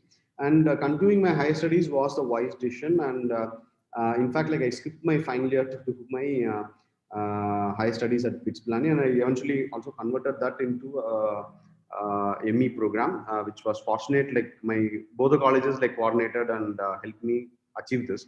And I picked up a stream called pervasive computing, and mobile computing was a very small part of pervasive computing. Okay, so it was not. I mean, today pervasive computing is a very small part of mobile computing. Kind of that things changed altogether. So when I picked up pervasive computing. Pervasive computing is like you connect something to your body and you can use that to compute, kind of. So I was working with a project called BitShield. So it is actually you'll wear a jacket, and the jacket will have sensors which will read your heart rate, as well as it will have some brain scanners which will be around the collar. So what it will do is, like when you are driving car, it will start reading your brain waves as well as match with the heart rhythm, and it will see if you are entering sleep. So if the person is entering a sleep, it will give a small beep. Okay, so that is the technology. BitShield is to protect drivers from getting into sleep, so making them attentive so that they don't get into accidents. So because like attention is one of the most important factor to prevent accidents, so we thought like we'll do that. And Professor Rahul Banerjee was heading that research, and we were working on that. So from there, like I got placed with Oracle Mantra Technology. It was a very short stint, and Oracle was like around 1.5 lakh engineers strong, but we were representing just 15 engineers. Okay, so what we were doing is like we were creating a lot of mobile stuff, and Oracle didn't want to burn their mobile reputation. And they don't want to burn their reputation with mobile if something goes wrong. So our headquarters was in Salt Lake City, Utah. So we were working in Hyderabad, and we were shuttling between Salt Lake City and Hyderabad, kind of. So we were doing a lot of advanced research in mobile. So one of the research is voice over IP over packet switch networks, which is what you use for making calls on your WhatsApp, or even the Zoom call if you are attending from mobile, extends the patent basically. So that is one of the patent. Another one is like piracy prevention. Like software piracy was one of the major thing at that point in time. So we created a technology that will lock in an application for a mobile. So those things were created. We were doing a lot of mobile research at that point in time. And less than a year, like I decided like I'll start my own company. And when I came down to Madurai, like there were a lot of options available. So one of the, I mean, I was deciding like whether to start in Madurai or not start in Madurai. Not to start in Madurai, kind of. So I went and met a few other companies, and they were all working on a lot of advanced technologies right from Madurai. So that motivated me that location is not a matter at all, and it doesn't even affect starting up something. So that is something that I just wanted to share with you. And not just alone empowering or cultivating some skills in advanced technologies alone not sufficient to success. You also need to cultivate ways to actually market you and then sell your technologies, convince users to use your technologies. That is when you can actually see and grow with better success. So just to conclude, like advanced technology is magic, and we engineers are magicians that craft the future for betterment. So you can reach out to me on email, Facebook, Twitter, and LinkedIn. So with this, I'll just stop my screen sharing. So I'll be open for questions in case if you have any questions we can take up, or if you have any topics that you want to discuss, we can discuss also further, kind of. Oh, yeah.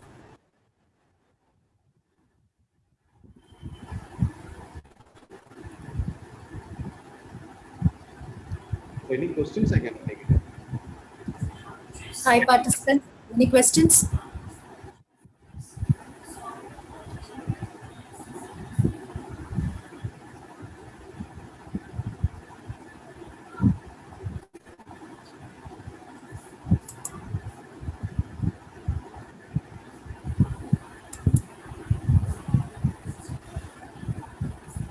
I think the unmute option is enabled. You can just check it out now. I think Professor is having a question. Moideen, sir. Yes.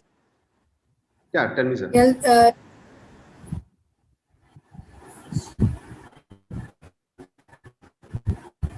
I think Eldon also has a question. Oh, okay. Yeah, Yeah, I'll Eldon go has a ahead. question. Yeah, Kalyan, first of all, thank you. Very, very good presentation. A lot of exciting advancements. My question is really about your opinion. What are the three most exciting advancements that on the list for you? So, see, I run a software company. So, the thing Yes. that excites me very much is basically like things that are very much connected to the software industry. But the thing is, like, I'm very much excited about robotics. I mean, if you ask, I'm also doing a food startup. So, just for now, I can give the context. It is more about robotics and food making process. Okay, so marrying these both, I'm creating a startup. So right now, my top interest is on food tech, and the second top interest is on AIML. I mean, AIML today, like it has become very much prevalent, right? Right from your camera phone, when you take it and you want to shoot autofocus and all those things, and even GPS locations, everything like AI has become very prevalent. But mainstream AI for enabling human advancement is still not prevalent, which I'm forcing, and also is exciting me in the second one. So the third thing that I'm very much interested in is, I mean, I want to see more about interpersonal communications. So, I mean, as I told earlier, like my specialization was HCI, human computer interfaces and pervasive computing. So I want to see some good innovations coming, because like today people are glued to their phone, and a phone has become one of the most pervasive technology. But people should start seeing the world and then enjoying technology. I mean, technology should just be an enabler and not a black hole that absorbs the entire thing into your phone or any particular screen. So that is something that I'm forcing. So if you to list out the three: food tech, and then second is on AIML, and third on pervasive computing or HCI. Very good. Thank you. So Professor Maiden was asking something. Sir, good morning, sir. So my question is, what are the opportunities for available for arts students in a technology side, sir? Okay, so for art student, again, I told you like there are different technologies, different industries available. So there is always a way of innovation and then moving forward, kind of.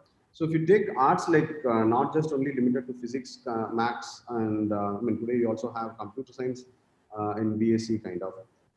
So the world is not just limited to these three alone, but we can apply these to different other industries to see some success. So in fact, like physics and maths are the foundation of all the industries and engineering that I just showed, kind of. So they can always fit into any of these, and definitely if they are in management, like they always have a different route to career. So they can build industries and they can manage people, and they can build people skills, and then advance in career options, kind of. So if they want to build something on their own, then the options that I listed would be very much helpful for them. Hope that answered you, Mary. Moidin, you are on mute, I believe. Yeah.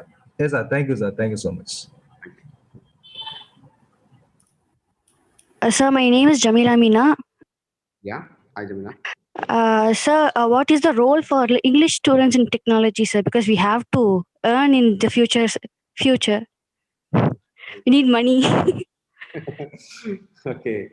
So, see, like there are a lot of subordinate roles in technology as well. So that is something that you can consider, kind of. For example, today, like you have seen Google Translate. Okay. So translating it from different language to English and then to another language. So your role can be fitting into that as well, like to enable or create better language processing units, kind of. So you can work with engineers to help them create better technologies, kind of. So that's also definitely possible.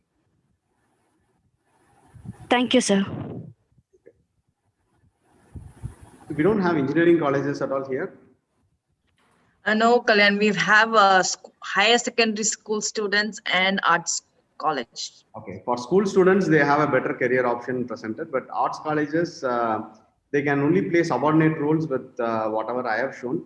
But definitely, like the world is not, world is not a very small place. Like it's a big ocean. Like there are plenty of opportunities available for people to move forward, kind of. Definitely, Kalyan, you had a wide range of options opened up for our students. I believe they will definitely pick one of them for their future. Sure. Do we have any other questions? I mean, definitely, it was it was an eye opener for, at least for me, and I believe it was an eye opener for a lot of students who are in this forum. If you don't have much questions, we could move on. Sure. Thanks again for the opportunity, Kripa, and President of Rotary Club of Blossom. Thank you very much, Kalyan, for your time. I truly understand you are a very busy man, juggling between meetings. Thank you very much. And I now request our Assistant Governor, Rotarian Devasena Murali, to introduce our next speaker of the day, Dr. M. Abdul Kader, sir. Okay. Thank you, Kripa. So good morning to all. I'm happy to introduce our third speaker, Dr. M. Abdul Kader, Principal, retired, Waqf Board College, Madurai. His academic qualification, MSc, MPhil, PGDCA, and PhD. He has 34 years of teaching experience, 2 years principal service, served as 2 times Academic Council member of Madurai Kamaraj University, served as Standing Committee member of Madurai Kamaraj University 2006 to 2009, served as Sports Committee member of Madurai Kamaraj University, served as NSS Program Officer for 6 years, served as Director of Self-Finance Courses, served as Deputy Warden of College Hostel for 2 years, served as University Nominee in Management Committee, Kodaikanal Christian College, served as a member in Board of Studies of VVV College for Women in Virudhunagar, served as member in Board of Studies of Sadakatullah Upper College, Palayam Kottai. He has been invited as chief guest for so many functions. The first is held by Ahmed Ambiya College, Crown Matriculation Higher Secondary School, Arul Malar Matriculation Higher Secondary School, Central Bank of India, Malabar Gold Madurai, Rotary Club of Madurai West, and so much things to come. Yes. He has written 2 textbooks for engineering students. During the tenure of principalship, he brought a lot of developments in the college in coordination with Rotary Club of Madurai Blossom. He installed Rotary Club, conducted many blood donation camps, celebrated Teachers' Day for the first time in 50 years, planted tree saplings in the campus. He made periodic visit to old age homes like Patel Old Home, Natham Road, and so many, Corporation Old Age Home at Simakal, and extended his help to them. Now I present Mr. Dr. M. Abdul Kader to make his presentation. Thank you. Thank you very much, madam, for a nice introduction about me. And so let us directly start to our business today. Rotarian Sri Lakshmi Bansida, President of Rotary Club of Madurai Blossom. Rotarian Devasena Murali, Assistant Governor. Rotarian Jayanti Kalirajan, Secretary of the Rotary Blossom. My earlier speakers, Professor Eldon Richardson from USA, and Mr. Kalyana Sundaram, and Professor Maidin and Dawlat from Oxford College, other staff members from various schools and students from various schools. At the outset, I would like to extend my warm greetings to one and all who are connected to this webinar.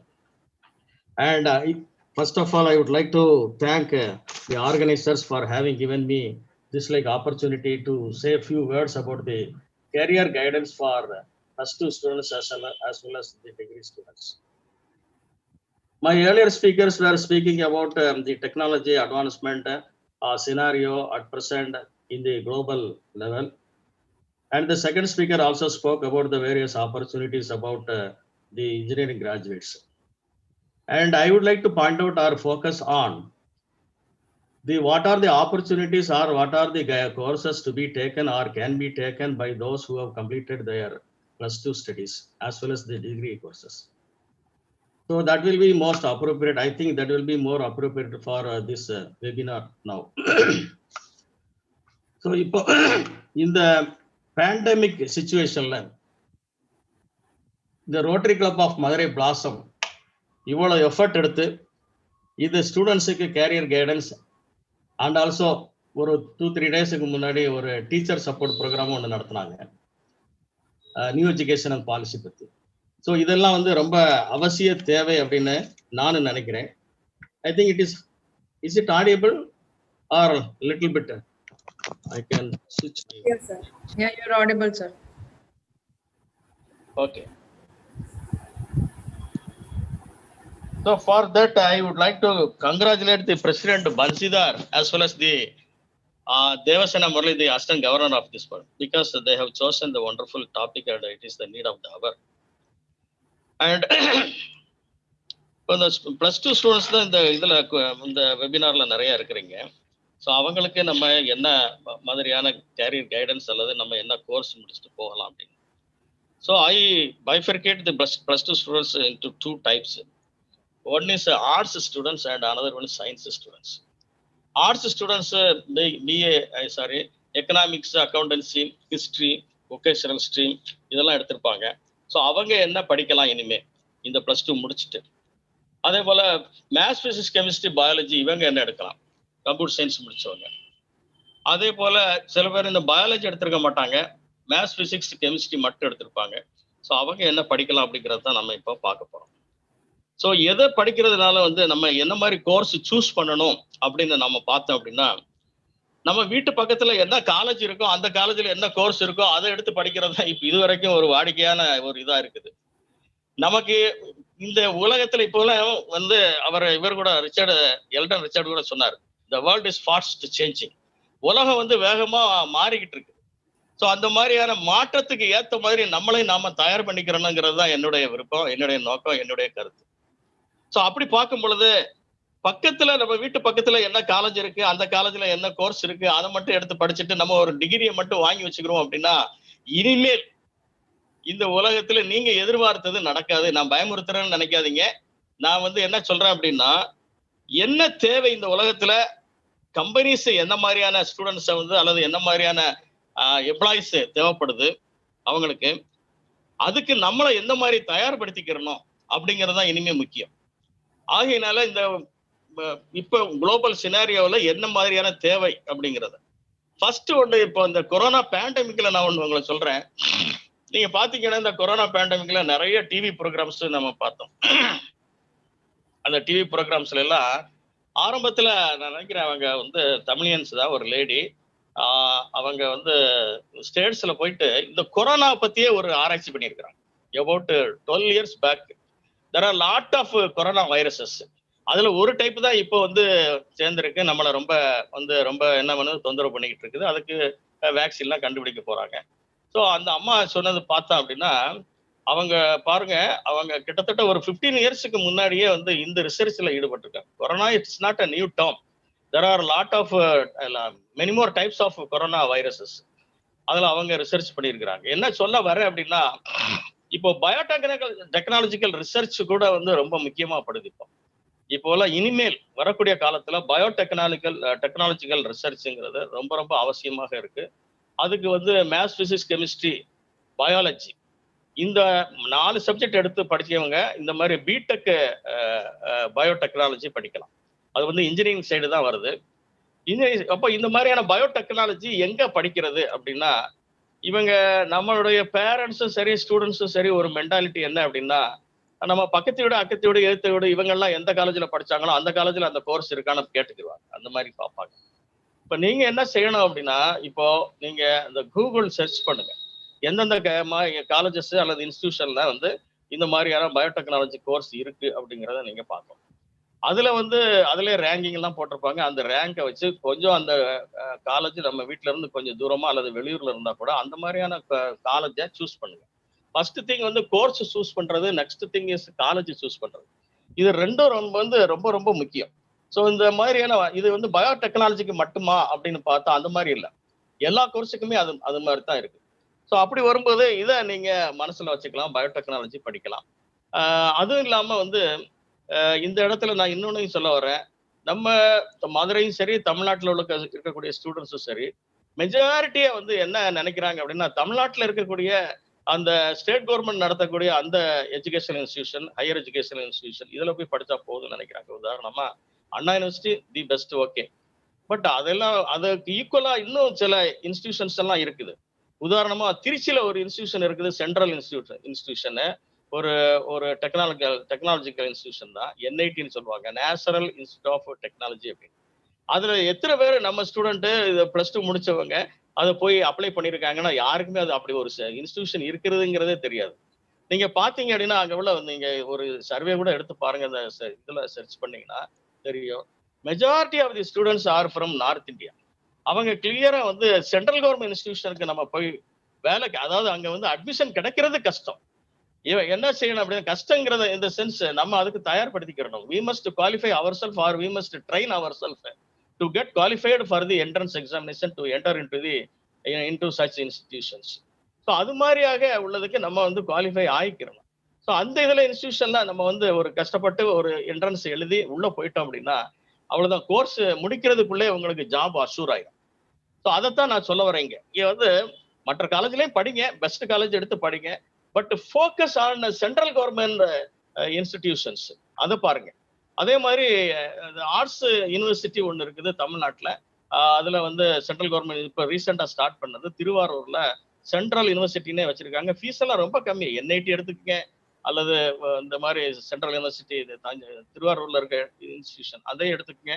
இந்த மாதிரியான இன்ஸ்டிடியூஷன்ல fees ரொம்ப கம்மி, ஆனா entry point கொஞ்சம் கஷ்டம். Entrance எழுதணும், அதுக்கு நம்ம குவாலிஃபை ஆகணும். ஸோ அந்த மாதிரி இருக்குது. அந்த மாதிரி குவாலிஃபை ஆகிறதுக்கு நாம என்ன பண்ணணும் அப்படின்னு நம்ம நினைச்சோம் அப்படின்னா, ஒயில் ஸ்டடியிங் +2 அந்த லெவல்லையே நம்ம இந்த மாதிரியான இந்த என்ட்ரன்ஸ் டெஸ்ட்டுக்கு கொஞ்சம் நம்மளை எக்யூப் பண்ணிக்கணும். அதுக்கு சில புக்ஸ் எல்லாம் கிடைக்குது மார்க்கெட்ல, அந்த மாதிரி புக்ஸ் எல்லாம் நீங்க வாங்கி படிச்சு இது பண்ணிக்கணும். ஸோ இந்த மாதிரியான ஃபோக்கஸ் நமக்கு சென்ட்ரல் இன்ஸ்டிடியூட்ல இருந்துச்சு அப்படின்னா, நீங்க என்ட்ரி ஆகி அந்த கோர்ஸ் பிடிச்சி வர்றதுக்குள்ளேயே உங்களுக்கு டெஃபினட்டா ஜாப் அஷ்யூர்ட் ஆயிடும். ஸோ அந்த இதை நீங்க மைண்ட்ல வச்சுக்கோங்க. இந்த +2 students as well as the degree students also, அவங்க பிஜி ஸ்டடிஸுக்கு அங்க போகலாம். ஒன்ஸ் பிஜி ஸ்டடிஸ் அங்க போயிட்டாங்கன்னா அதுக்கப்புறம் அவங்க ஃபாரின் யூனிவர்சிட்டிக்கு போய் படிக்கிறது ரொம்ப ஈஸியா இருக்கும். பிஜி முடிச்சுட்டு அந்த போஸ்ட் டாக்டர் ஃபெலோஷிப் அல்லது டாக்டரல் ரிசர்ச் அதுக்காகவே அங்க போகலாம். இப்போ நம்ம இந்த +2 லெவல்ல எக்கனாமிக்ஸ், ஹிஸ்டரி, காமர்ஸ் இப்படி படிச்சவங்க எல்லாம் எந்த அளவுக்கு என்ன மாதிரியான கோர்சஸ் எடுக்கலாம் அப்படின்னு பார்த்தா, இப்போ நமக்கு தெரிஞ்சதெல்லாம் ஒரு எக்கனாமிக்ஸ் எடுத்தவங்க உடனே எடுத்த பையன் என்ன செய்வாங்க, எங்கேயாவது BA எக்கனாமிக்ஸ் இருக்கா அப்படின்னு போய் சேர்ந்து அதோட ஒரு டிகிரி வாங்கின ஒரு திருப்தி ஆயிடும். அதே போல காமர்ஸ்னா ஒரு BCom தான் வேணும் அப்படின்ட்டு இது பண்ணி அதை சேர்த்துக்குவாங்க. பட் அதெல்லாம் ஒன்றும் தப்பு கிடையாது. பட் நம்ம aim should be always at top, மேல இருக்கணும். ஒரு BA எக்கனாமிக்ஸ் எடுத்துட்டோம் அப்படின்னா அதான் வேற வழி இல்லை நம்ம. ஏன்னா இப்போ நம்ம சார் சொன்ன மாதிரி அவங்க எல்டன் அவர் ரிச்சர்ட்சன் அவர் சொன்னாரு, அவருடைய இதெல்லாம் அவர் ஃபேமிலியை பத்தி நிறைய சொன்னார். அதுக்கு பட் அவருடைய ஃபேமிலி பேக்ரவுண்டு நம்மளுடைய தமிழ்நாட்டு பீப்புளுடைய இது டோட்டலா ரொம்ப ஃபார், அந்த கேப் ரொம்ப அதிகமா இருக்கும். அவங்க பாத்தீங்க அப்படின்னா அந்த ஃபேமிலியே பிராட்டப்பே டோட்டலா எஜுகேஷனல் பேக்ரவுண்ட் அவ்வளவு டாப் லெவல்ல இருக்குது. எல்லாருமே அவங்க கிராண்ட் பேரண்ட்ஸ் பாருங்க, எல்லாம் படிச்சு அந்த காலத்திலே பெரிய லெவல்ல இருக்காங்க. ஆனா நம்மள அந்த மாதிரி இல்லை. நம்ம தான் முதல் தலைமுறை படிப்பு அந்த டிகிரிக்கு வந்துகிட்டு இருக்கோம். ஸோ அந்த மாதிரி இருக்கும் பொழுது நம்ம இன்னும் நமக்கு பின்னாடி வரக்கூடிய சந்ததிகளை அதே அளவுக்கு நம்ம கொண்டுட்டு வரணும்னா நம்ம கொஞ்சம் ஸ்ரூடா கொஞ்சம் புத்திசாலித்தனமா திங்க் பண்ணணும். ஸோ இப்போ அடுத்த திங் சரி அந்த மாதிரி பெரிய இன்ஸ்டிடியூஷனுக்கு போய் படிக்கணும் அப்படின்னா வெளியூர்ல எல்லாம் போய் படிக்கணும். அந்த மாதிரி போகும் பொழுது நமக்கு பணம் எல்லாம் நிறைய செலவாகுமே, நம்ம குடும்பம் அதுக்கு அந்த அளவுக்கு இல்லையே அப்படின்னு நீங்க நினைச்சீங்க அப்படின்னா, என்ன பண்ணலாம், இப்போ பிஏ எக்கனாமிக்ஸோ பிஏ காமர்ஸோ ஏதோ எடுத்துட்டு அதுக்கப்புறம் சூஸ் பண்ணக்கூடிய அந்த இதை வந்து நீங்க என்ன பண்ணுங்க, ஒரு நல்ல கோர்ஸ் எடுக்கணும். இப்போ எல்லாம் வந்து நீங்க பாத்தீங்க அப்படின்னா சிஏ சார்ட்டர்ட் அக்கௌண்டன்ஸ் அந்த கோர்ஸ் நல்லது. இந்த ஆர்ட்ஸ் படிச்சவங்களுக்கு ஒரு பிஏ எக்கனாமிக்ஸ் படிச்ச பையன் ஒரு எம்காம் முடிச்சுட்டு அப்படியே சிஏ பண்ண போகலாம். அதே மாதிரி இப்போ லேட்டஸ்டா வந்து அதெல்லாம் அந்த கைட்லைன்ஸ் எல்லாமே மாத்திருக்கிறாங்க. மேத்தமெட்டிக்ஸ் படிச்சவங்க கூட they can enter into CA exam, writing CA examination. So அது மாதிரியாக அதை பண்ணிக்கலாம். ஸோ இந்த மாதிரியான கோர்சஸ் வந்து பிகினிங்ல வந்து நமக்கு பக்கத்துல இருக்க காலேஜ்ல போய் படிச்சுட்டோம், அந்த மாதிரி வேற வழி இல்லை, இதுலதான் படிச்சாகணும் அப்படின்னு வந்தா கூட அடுத்தது ஹையர் ஸ்டடீஸ் வந்து நீங்க இந்த மாதிரியாக ஆப்ட் கோர்ஸ் வந்து சூஸ் பண்ணி பண்ணீங்க. அந்த ஆர்ட்ஸ் ஸ்டூடெண்ட்ஸ் இவங்க பொறுத்த வரைக்கும் சயின்ஸ் ஸ்டூடெண்ட்ஸ் பாத்தீங்க அப்படின்னா அவங்களுக்கு நிறைய ஆப்பர்ச்சுனிட்டிஸ் இருக்கு. ஏன்னா இப்போ வந்து இப்போ நம்ம கொஞ்ச நேரத்துக்கு முன்னாடி கூட ஒரு ஒரு ஸ்டூடெண்ட் தான் நினைக்கிறேன், இங்கிலீஷ் ஸ்டூடெண்ட்டுக்கு டெக்னாலஜிக்கல் இதுல வந்து என்ன ஆப்பர்ச்சுனிட்டிஸ் இருக்கு அப்படின்னு கேட்டாங்க. ஸோ அவர் உடனே என்ன சொல்லிட்டாரு, ஒரு வார்த்தை மென்ஷன் பண்ணாரு, you can get subordinate post அப்படின்னு. பாருங்க, ஒரு சீஃப் போஸ்ட் எல்லாம் இல்ல, சபார்டினேட் லெவல்ல தான் நீங்க அங்க வர முடியும் அப்படின்ற அந்த லெவல்ல இருந்துகிட்டு இருக்குது அங்க. பட் இருந்தாலும் அதுல வந்து இன்னொன்னு சொல்லியிருக்கிறாரு, நல்ல ஒரு விஷயம் சொன்னாரு அங்க, நல்லா பாயிண்ட் அவுட் பண்ணாரு. கூகுள் டிரான்ஸ்லேட் அப்படிங்கிறது அது டெக்னாலஜிக்கல் பிளஸ் லாங்குவேஜ். ஸோ இந்த மாதிரி ஆப்பர்ச்சுனிட்டிஸ் இருக்கு. ஸோ இதை நீங்க ஐடென்டிஃபை பண்ணணும். அவர் ரைட்டா பாயிண்ட் அவுட் பண்ணாரு கல்யாண சுந்தரம் சார். ஸோ இந்த மாதிரியான technological as well as language blend அது வந்து ஒரு நல்ல ஒரு ஆப்பர்ச்சுனிட்டிஸ் அதுல இருக்குது. இன்னும் சொல்ல போனா நிறைய சாஃப்ட்வேர் இப்போ அந்த ஆப்ஸ் எல்லாமே வந்து லாங்குவேஜ் பேஸ்டு இது இருக்குது. நம்ம இப்ப தமிழ்ல பேசணும்னா ஆட்டோமேட்டிக்கா அது இங்கிலீஷ்ல டிரான்ஸ்லேட் பண்ணி நமக்கு அந்த வார்த்தையெல்லாம் தரும். இந்த மாதிரியாக அந்த லாங்குவேஜ் படிச்சவங்க தங்களை அதுல வந்து இப்ப இருக்கக்கூடிய சினாரியோல தங்களை ஈடுபடுத்திக் கொள்ளலாம். ஸோ அது மாதிரியாக யாருக்கும் ஆப்பர்ச்சுனிட்டிஸ் இல்லை அப்படிங்கிறது இந்த பிரசன்ட் சினாரியோல கிடையவே கிடையாது. எல்லாருக்கும் ஆப்பர்ச்சுனிட்டிஸ் இருக்கு. Only thing we must qualify ourselves, we must train ourselves to suit the present scenario. அதான் நமக்கு நம்மளை நாம தகுதியாக்கிக்கிறணும். ஸோ இந்த மாதிரி நம்மளை நாம தகுதி ஆக்கிக்கிறணும் அப்படின்னா ஒரு சில இதெல்லாம் நான் சொல்லிக்கிறேன். படிக்கும் பொழுதே இது பார்ப்போம் நம்ம என்னன்னா, கொஞ்சம் டைம் பாஸிக்காக சினிமா பார்க்கறது, பாட்டு கேட்கறது, இல்ல பாட்டை படிச்சுக்கிட்டு இருக்கிறது, இல்ல ஃப்ரெண்ட்ஸோட சிட் சாட்டிங் பண்றது, இதெல்லாம் ஓகே. கண்டிப்பா நம்ம we need some sort of relaxation for our mind definitely. But அது கூட நீங்க கொஞ்சம் இதையும் சேர்த்துக்குங்க. ஃபியூச்சருக்கு தேவையான அந்த எக்ஸ்ட்ரா ஸ்கில்ஸ் டெவலப்மெண்ட் அப்படின்னு நீங்க பாத்தீங்க அப்படின்னா, இப்போ எல்லாம் வந்து எந்த இதுக்கு போனாலுமே வந்து ஜாபுக்கு இன்டர்வியூக்கு நீங்க போனாலும் அல்லது ரிட்டன் டெஸ்ட் அப்பியர் ஆனா கூட வந்து ஆப்டிடியூட் டெஸ்ட் அப்படின்ட்டு ஒன்று சொல்றாங்க, ஆப்டிடியூட் டெஸ்ட். ஸோ இந்த ஆப்டிடியூட் ஸ்கில் வந்து நீங்க டெவலப் பண்ணிக்கணும். மல்டிபிள் சாய்ஸ் கொஸ்டின்ஸ் அதுல ஆப்டிடியூடு பார்த்தா கொடுத்துருப்பான் வந்து இந்த மாதிரி கொடுத்துருப்பாங்க, ABCDE அப்படின்னு கொடுத்துட்டு அடுத்தாப்புல வந்து இன்னொரு இதை கொடுத்துருப்பான், இதுல மிஸ்ஸிங் லெட்டர் இது பண்ணுங்க, அப்படி இல்லைன்னா அடுத்த சீக்வன்ஸ் சொல்லுங்க, அந்த மாதிரி வந்துகிட்டு இருக்கு. ஸோ அந்த மாதிரி வரும் பொழுது அது என்ன மாதிரி இது ஆப்டிடியூட்ல நம்ம டெவலப் பண்ணிக்கிறது அப்படிங்கிற ஆப்டிடியூட் ஸ்கில் இது பண்ணிக்கோங்க. செகண்ட் திங் வந்து என்ன பண்ணலாம் அப்படின்னா, நீங்க இந்த லாங்குவேஜ் கம்யூனிகேஷன் ஸ்கில்ஸ் வந்து இப்போ லாங்குவேஜ் கண்டிப்பாக இங்கிலீஷ் இருக்கணும். எல்லாமே வந்து அந்த ஒரு இங்கிலீஷ் லாங்குவேஜ் இருந்துச்சு அப்படின்னா, அப்பார்ட் ஃப்ரம் மதர் டங் நம்ம அனதர் லாங்குவேஜ் இருக்கணும். அதுல அந்த இங்கிலீஷ் இருந்துச்சு அப்படின்னா அது ரொம்ப உங்களுக்கு அது கம்யூனிகேஷன் ஸ்கில்ஸ்க்கு அந்த யூஸ் ஆகும். அது மட்டும் இல்லாம வந்து இன்னும் என்னன்னா, இந்த இது இருக்கு பாருங்க, நம்ம இன்ஜினியரிங் ஸ்டூடெண்ட்ஸ் வந்து பிஇ இந்த மாதிரி எல்லாம் படிக்கிறாங்க. ஸோ அவங்க வந்து எஸ்பெஷலி இப்போ நிறைய என்ன எடுக்கிறாங்கன்னா கம்ப்யூட்டர் சயின்ஸ் எடுக்கிறாங்க. அதே போல வந்து இது எடுக்கிறாங்க, மெக்கானிக்கல் இன்ஜினியரிங் எடுக்கிறாங்க, மெக்கானிக்கல் இன்ஜினியரிங்.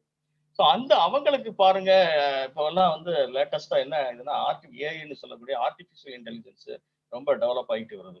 அதே மாதிரி ரோபோட்டிக்ஸ் வந்து நல்லா டெவலப் ஆகிட்டு வருது. ஸோ இது கற்றுத்தரக்கூடிய அந்த இன்ஸ்டிடியூஷன்ஸ் எங்க இருக்குன்னு பாருங்க. ஸோ இதை படிக்கக்கூடிய அந்த பசங்க அடிஷனலாக என்ன தெரிஞ்சுக்கிறணும் அப்படின்னா, அடிஷனல் லாங்குவேஜ் ஒன்று அவங்க லேர்ன் பண்ணிக்கணும். அந்த மாதிரியான லாங்குவேஜ் என்னன்னா, they must learn German language பழகிக்கிறணும். இந்த பிஇ மெக்கானிக்கல் படிக்கிற பசங்க வந்து ஜெர்மன் லாங்குவேஜ் படிச்சுக்கிட்டாங்க அப்படின்னா, ஏன்னா இந்த மெக்கானிக்ஸ் அல்லது மெக்கட்ரானிக்ஸ் அல்லது இந்த ரோபோட்டிக்ஸ் இது எல்லாமே வந்து ரொம்ப காலமா வந்து ரொம்ப இண்டஸ்ட்ரியலைசேஷனே ஆரம்பிச்சது வந்து ஜெர்மனி தான் நம்ம ஹிஸ்டரியில படிச்சிருக்கோம். ஸோ இப்போ வரைக்கும் அவங்க தான் அந்த ரொபோட்டிக்ஸ் எல்லாமே வந்து அவங்க தான் ரொம்ப இதாக இருக்கிறாங்க, ரொம்ப ஃபோர் ஃப்ரண்ட்ல இருக்கிறாங்க. அது மட்டும் இல்லாமல் ஜப்பான் நாடு, ஜப்பானும் அதே மாதிரி இருக்குது. So German as well as Japanese language அதை படிச்சுக்கிட்டிங்கன்னா உங்களுக்கு அடிஷனல் ஒரு இது ஒரு அட்வான்டேஜாக இருக்கும். ஸோ இந்த மாதிரியாக அந்த அவங்க இது பண்ணிக்கும். ஸோ இப்படி வந்து நமக்கு வந்து சைடில் எப்படி நம்ம வந்து நம்ம ஒரு பொழுதுபோக்குக்கு இடம் இது டைம் ஒதுக்குறோமோ அது போல அடிஷ்னல் ஸ்கில் டெவலப்மெண்ட்டுக்கு வந்து இப்போ படிக்கக்கூடிய அந்த ஸ்டூடெண்ட்ஸ்க்கு நான் சொல்லிக்கிறேன், அடிஷ்னல் ஸ்கில் டெவலப்மெண்ட் கண்டிப்பாக உங்களுக்கு இருக்கணும். நீ வந்து ஒரு டிகிரி ஹோல்டர் அப்படிங்கிறது மட்டும் இந்த உலகத்துல இனிமே உனக்கு எதையுமே நீ நினைக்கிறது சாதிக்க முடியாது. ஏன்னா டிகிரி ஹோல்டர் அப்படின்னு பார்த்தாலே கிட்டத்தட்ட வந்து நிறைய பேர் வந்திருப்பான். ஒரு இதுக்கு ஒரு ஒரு ஒரு கோர்ஸுக்கு வந்து ஒரு 1000 பேர் அப்ளை பண்றா அப்படின்னா அதுல வந்து நீ அந்த என்ட்ரன்ஸ்ல எழுதணும் அப்படின்னா you must differentiate your self from others. So அந்த மாதிரி பார்க்கும் பொழுது உனக்கு அடிஷனல் ஸ்கில் கண்டிப்பாக வேணும். ஸோ அந்த இது என்ன இருக்குது அப்படின்னு பாருங்க. ஸோ அதை வந்து டெவலப் பண்றதுக்கு நீங்க அதை பார்த்துக்குங்க. ஸோ அந்த மாதிரி வரும் பொழுது இந்த மாதிரியான நான் சொன்ன இந்த language, additional skills, communication skills இதெல்லாம் இது பண்ணிக்கோங்க. அனதர் திங் வந்து இப்போ மேத்ஸ், பிசிக்ஸ், கெமிஸ்ட்ரி படிச்சவங்க இப்போலாம் நம்மளுடைய பேரண்ட்ஸுடைய மென்டாலிட்டி என்ன இருக்கு அப்படின்னா பயாலஜி படிச்சுட்டாங்கனாலே அது எம்பிபிஎஸ் தான் இருக்கணும், எம்பிபிஎஸ் படிக்கிறது கிடையாது. குட், நல்ல ஐடியா தான், அது ஒன்றும் தப்பு கிடையாது. பட் எல்லாருக்கும் எம்பிபிஎஸ் கிடைக்கிறது இல்லை. ஸோ எம்பிபிஎஸ் கிடைக்கல அப்படின்னா ஐயோ அப்போ எம்பிபிஎஸ் கிடைக்கல என்ன செய்யறது அப்படின்னு இப்போ ரீசெண்ட்லாம் பார்த்தோம். நம்ம நிறைய பேர் வந்து இந்த கமிட் சூசைடு. ஸோ அது மாதிரியெல்லாம் இப்போ வாழ்க்கையை முடிஞ்சிருந்தா அப்படின்னா எம்பிபிஎஸ் தான் ஒன்லி வே அவுட்டா நம்ம உலகத்துல வாழ்றதுக்கு அப்படின்னா அப்படிலாம் இல்லை. நீங்க சரி அப்போ நம்ம வந்து இதை நம்பித்தானே நம்ம பயாலஜி எடுத்துட்டோம். அப்போ நம்ம பயாலஜி எடுத்ததுனால எம்பிபிஎஸ் கிடைக்கலையே, அப்போ அடாடா அப்படின்னா வேற ஏதாவது எடுத்திருக்கலாமே அப்படின்னா அப்போ பயாலஜி எடுத்தவனுக்கு எம்பிபிஎஸ் தவிர வேற ஆப்பர்ச்சுனிட்டிஸ் இல்லையா அப்படின்னா நிறைய இருக்குது. அது நிறைய பேருக்கு தெரியுறது இல்லை. என்ன அப்படின்னா இப்போ இந்த மறுபடியும் கொரோனாவே நான் கோட் பண்றேன். ஃபார்மசி சைடு உங்க எக்கனாமிக் பேக்ரவுண்டை பார்த்துக்குங்க. அதுக்கு பொறுத்து நீங்க வந்து அதை சூஸ் பண்ணலாம். என்னன்னா டிப்ளமோ ஸ்டடீஸ் சூஸ் பண்ணிக்கலாம், டிப்ளமோ இன் ஃபார்மசி. அடுத்து வந்து இல்லை கொஞ்சம் சவுண்டா இருக்கீங்க ஃபைனான்சியல் அப்படின்னா அது 4 இயர் கோர்ஸ் பிஃபார்ம், அது வந்து பேச்சுலர் ஆஃப் ஃபார்மசி, அதை படிக்கலாம். ஏன்னா இப்போ எல்லாம் வந்து நிறைய என்ன இருக்குன்னா இந்த பார்மசூட்டிக்கல் கம்பெனிஸ் வந்து அதிகமாக வந்து ரெக்ரூட்மெண்ட் இனிமே நடக்கும். ஏன்னா இனிமே வரக்கூடிய காலங்கள் எல்லாமே வந்து மற்ற வாரெல்லாம் இல்லாம இந்த பயாலஜிக்கல் வாரம் நடக்கும். ஏன்னா இப்போ சில பேர் சொல்லிட்டு இருக்காங்க, அது எந்த அளவுக்கு உண்மைங்கிறது தெரியல நமக்கு. கொரோனாவே ஒரு பயாலஜிக்கல் வார் அப்படின்ற மாதிரி சொல்றாங்க. பட் அது எப்படியோ ஏதோ இருந்துட்டு போகுது. ஆனால் நம்ம இனிமே வந்து பயாலஜிக்கல் சைடு அல்லது பயோடெக்னாலஜிக்கல் சைடு அதிகமாக வந்து நீட் இருக்கும். அதோட வந்து இந்த artificial intelligence as well as robotics எல்லாமே இங்க எல்லாம் பாத்தீங்கன்னா ஆளில்லா விமானம்ங்கிறாங்க. ஸோ இதெல்லாம் எப்படி இது பண்றது? ஸோ இந்த மாதிரியான நிறைய கோர்சஸ் உள்ள அதை நீங்க படிக்கணும். சரி இதெல்லாம் எனக்கு வேணாம் சார், நான் படிச்சு முடிச்சுட்டேன், எனக்கு ஒரு கவர்மெண்ட் ஜாப் வேணும், இதுக்கு என்ன சார் செய்யறது, இதுக்கு சொல்லுங்க சார் அப்படின்னா there are lot of opportunities in the government side as well as in private sector side, that is like banking services. இதுல எல்லாம் நிறைய இருக்கு. ஸோ நீங்க ஒரு டிகிரியை முடிச்சிருந்தீங்க அப்படின்னு வச்சுக்கோங்க. டிகிரியை முடிச்சிருந்தீங்க அப்படின்னா உறுதியாக TNPSC, Tamil Nadu government service commission எழுதலாம். அதுல இருக்கு ஏகப்பட்ட ஆப்பர்ச்சுனிட்டிஸ் இருக்கு. குரூப் 1ல இருந்து குரூப் 4 வரைக்கும் நிறைய ஆப்பர்ச்சுனிட்டிஸ் அந்த மாதிரி இருந்துகிட்டு இருக்கு. ஸோ அதை நீங்க அப்பியர் ஆகலாம். எல்லா கவர்மெண்ட் சர்வீசஸுக்கும் நல்ல மனசுல பதிய வச்சுக்கோங்க. You take all post available in the government services. அதுக்கு குவாலிஃபிகேஷன் என்ன அப்படின்னா ஒன்லி யூஜி டிகிரி. ஒரு யூஜி டிகிரி தான் அவங்க வந்து குவாலிஃபிகேஷனா செட் பண்றாங்க. ஸோ யூஜி டிகிரியை முடிச்சுட்டு நீங்க வந்து ரொம்ப எக்ஸாம்பிளரி டேலண்டடா இருந்தா அப்படியே என்ன செஞ்சிடலாம், நீங்க கவர்மெண்ட் ஜாபுக்கு போயிடலாம். உங்க ஏஜ் யூஜி டிகிரி முடிக்கும் பொழுது +2 லெவல்ல 17, யூஜி லெவல்ல 3 வருஷம் 20 வயசு அல்லது அதுக்கப்புறம் 1 இயர் ப்ரிப்பேர் பண்ணினா at the age of 21 you can enter into government service by writing the TNPSC examination. Various services இருக்கு.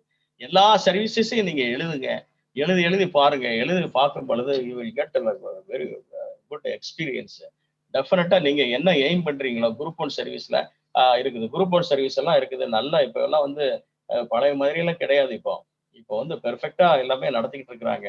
ஸோ அந்த group 1 service, group 2 services, group 3, group 4 இந்த மாதிரி நிறைய சர்வீசஸ் டிஎன்பிஎஸ்ல இருக்கு.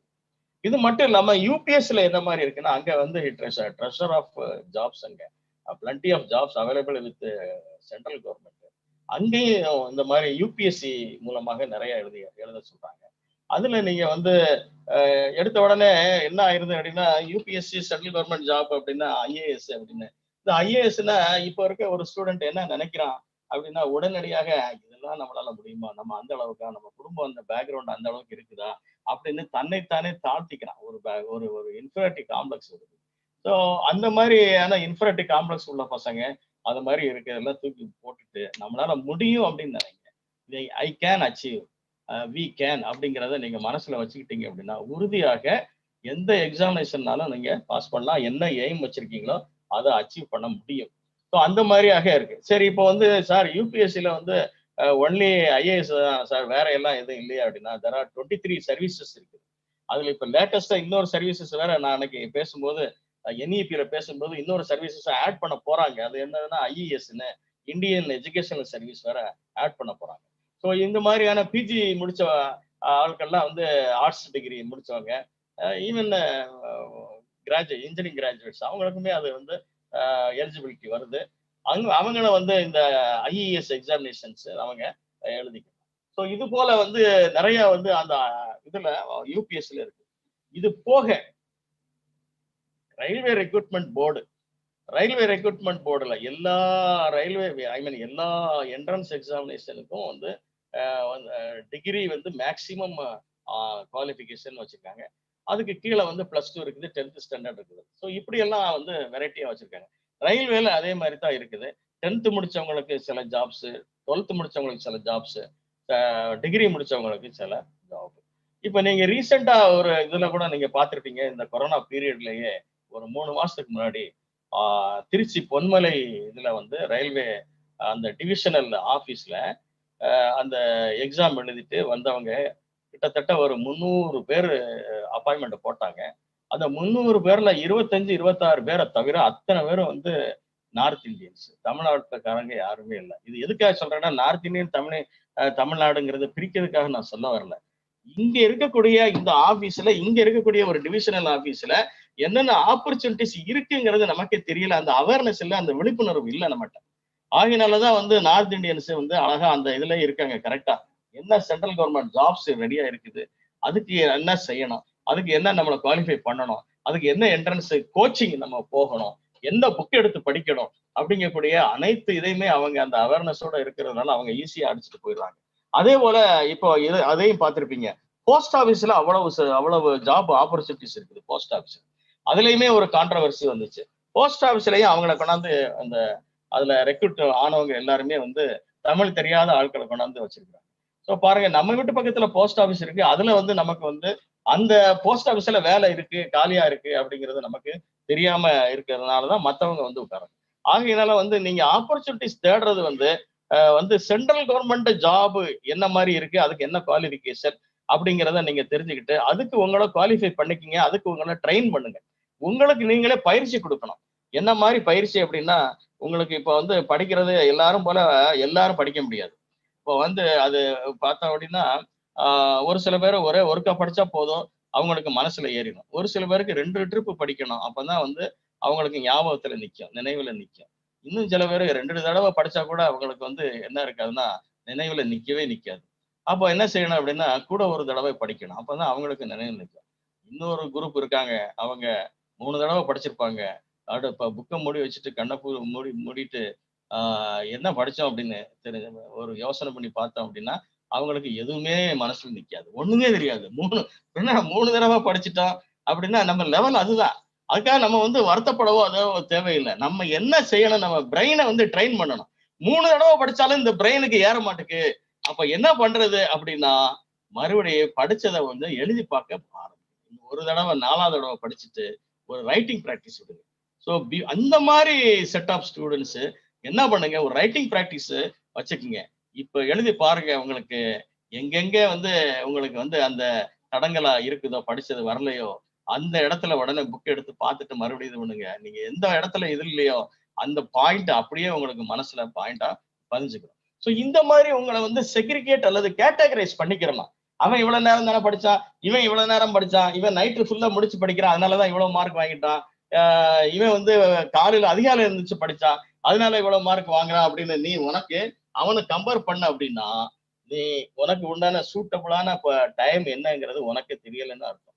ஸோ நீ தான் ஐடென்டிஃபை பண்ணணும் where is your level and which time will be apt for your studies அப்படிங்கிறத ஐடென்டிஃபை பண்ணிட்டு உன்னுடைய கெப்பாசிட்டி என்னங்கிறதையும் தெரிஞ்சுக்கணும். ஸோ உங்களுடைய கெப்பாசிட்டி என்னங்கிறத நான் அதை சொன்னது.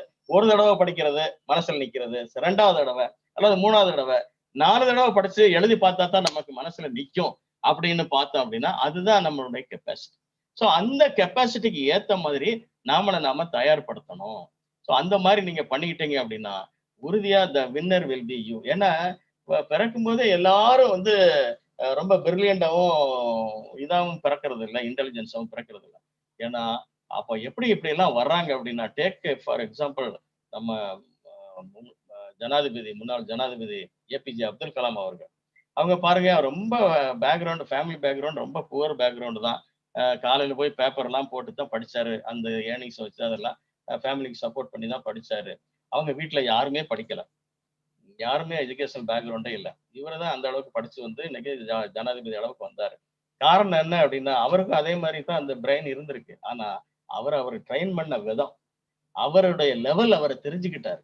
நம்முடைய லெவல் இது, அப்ப இதை அச்சீவ் பண்ணணும் அப்படின்னா என்ன செய்யணும் அப்படின்னு சாதாரண ஒரு சின்ன உதாரணம் உங்களுக்கு சொல்றேன். ஒரு மரத்துல இருக்கக்கூடிய ஒரு மாங்காயை பறிக்கணும்னா கூட நம்ம போய் நேரம் நின்று கையை விட்டு மாங்காயை தொடுவோம் அப்படின்னா கைக்கு எட்டாது.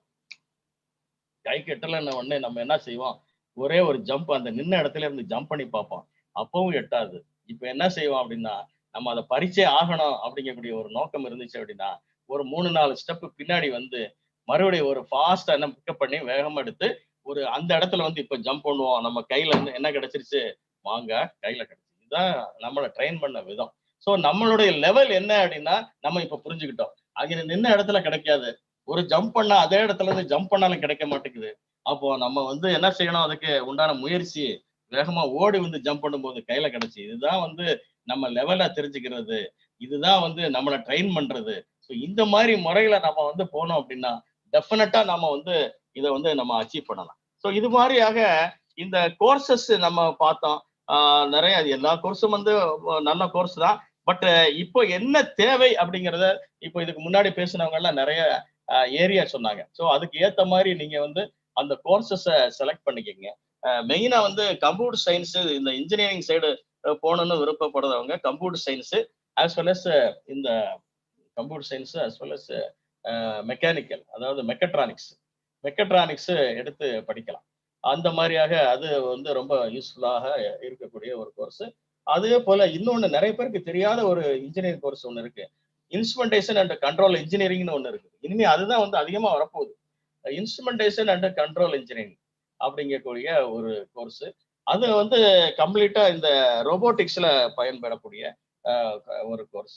அந்த கோர்ஸ் உள்ளது அந்த பெட்ரோல் பங்க்ல எல்லாம் பாத்தீங்க அப்படின்னா முன்னாடி எல்லாம் வந்து என்ன செய்யும் அப்படின்னா அந்த பம்ப் எடுத்து இதுல விட்டா அப்படின்னா பெட்ரோல் மட்டும்தான் விழும், அதுல எவ்வளவு ஓடி இருக்குன்னு தான் காமிக்கும். ஆனா இப்போ என்ன செய்யுது அப்படின்னா சின்ன ஒரு இதை பாருங்க, முன்னாடி உள்ள பெட்ரோல் பம்பு இப்போ இப்போன்னா ஒரு 10 வருஷத்துக்கு முன்னாடியே வந்துருச்சு அதெல்லாம்.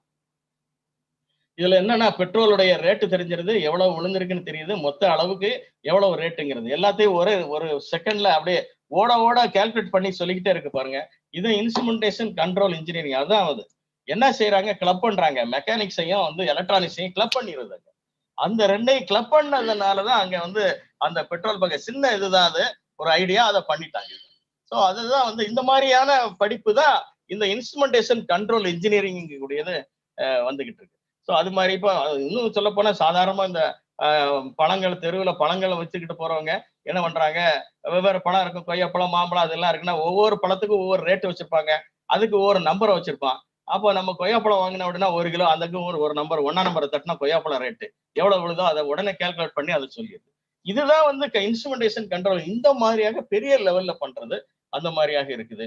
அதே மாதிரி ரோபோட்டிக்ஸ் பண்றது, அந்த மாதிரியான படிப்புகள்லாம் எங்க இருக்கு என்ன இதுன்னு இதுக்கெல்லாம் வந்து இனிமே வரக்கூடிய காலத்துல நல்ல ஃபியூச்சர் இருக்குது.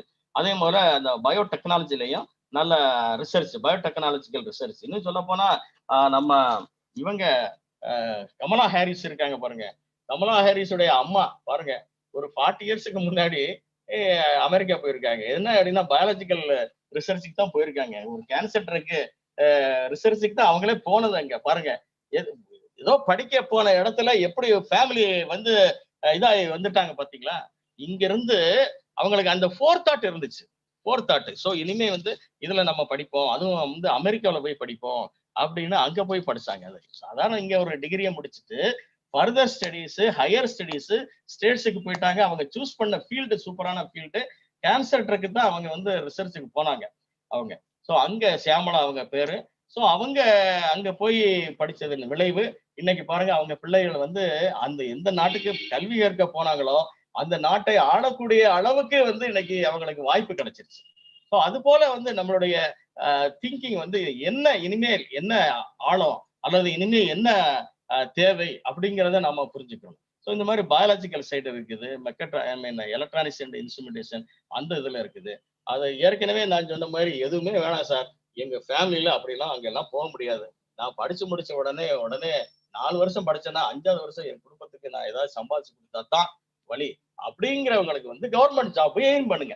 கவர்மெண்ட் ஜாப்புக்கு எய்ம் பண்றது நான் ஏற்கனவே சொன்ன மாதிரி யூ டேக் எனி கோர்ஸ், எந்த கோர்ஸ் அந்த கோர்ஸ்ல இல்ல, any UG degree is sufficient for getting or appearing the examination, entrance examination or competitive examination for getting government job. அவ்வளவுதான். அந்த இதுல நீங்க அதை நீங்க மைண்ட்ல வச்சுக்கலாம். ஸோ இது போல வந்து அதே மாதிரி இந்த லாங்குவேஜ் படிச்சவங்களுக்கும் இதே மாதிரியாக டெக்னாலஜி சைடு போகணும் அப்படின்னா அவங்களும் வந்து இந்த மாதிரியான ஆப்பர்ச்சுனிட்டிஸ் எல்லாம் இருந்துகிட்டு இருக்கு. ஆகையினால இந்த மாதிரியாக நம்ம என்ன படிச்சா எது நம்மளுடைய ஃபியூச்சர் நல்லா இருக்கும் அப்படிங்கிறத தெரிஞ்சுக்கிட்டு நீங்க வந்து படிச்சீங்க அப்படின்னா டெஃபினட்டா the future will be yours அப்படிங்கிறத நான் இதை சொல்லிட்டு ரொம்ப ஷார்ட்டாவே முடிக்கிறேன். மேல்கொண்டு கொஸ்டின்ஸ் கேளுங்க, நான் வந்து ஆன்சர் பண்றேன். ஸோ இந்த அளவுக்கு போதும்னு நினைக்கிற மாதிரி இப்போ 12:15 ஆயிடுச்சு. So I thank the organizers for having given this opportunities to talk about career guidance for first as well as the degree. Thank you very much. Thank you very much, madam. Thank you. Thank you, sir. It was really inspiring. Local language la communicate பண்ணது நிறைய பேருக்கு நல்லா புரிஞ்சிருக்கும். Thank you. Over to you, President. You want to say something? President? Yeah. Thank you so much, Abdul Qadir sir. You were highlighting about the opportunities for 12 standard students and also what will be the opportunities for the art students and science students. Separate up a new Kamchinga. That was really inspiring. Hope the participants will be having a different version after this sessions. And because the first Eldon sir was pointing out the different stages, how the education is important in one's life, how education can change one's future. He was highlighting on that. Next, Kalyana Sundaram sir said, what will be the future? What will be the opportunities available for the students in the future? What will be the, everything will be like robotics and so many instrumentation and mechanics combined, like that he was explaining that. And the third speaker clearly explained the opportunities open for the arts and science students. So 3 of them are in different direction. They clearly explained opportunities for the students. Definitely it's an eye-opener for the career guidance topic to all the participants. Thank you so much, all the 3 speakers. It really means a lot to us as well as for the students. Thank you so much. Thank you. Thank you. Any questions? You may go for it, students. I mean, I forgot to, we have Q&A, right? Yeah, the QA sessions for Abdul Qadir sir starts. Students, you can unmute yourself and ask questions.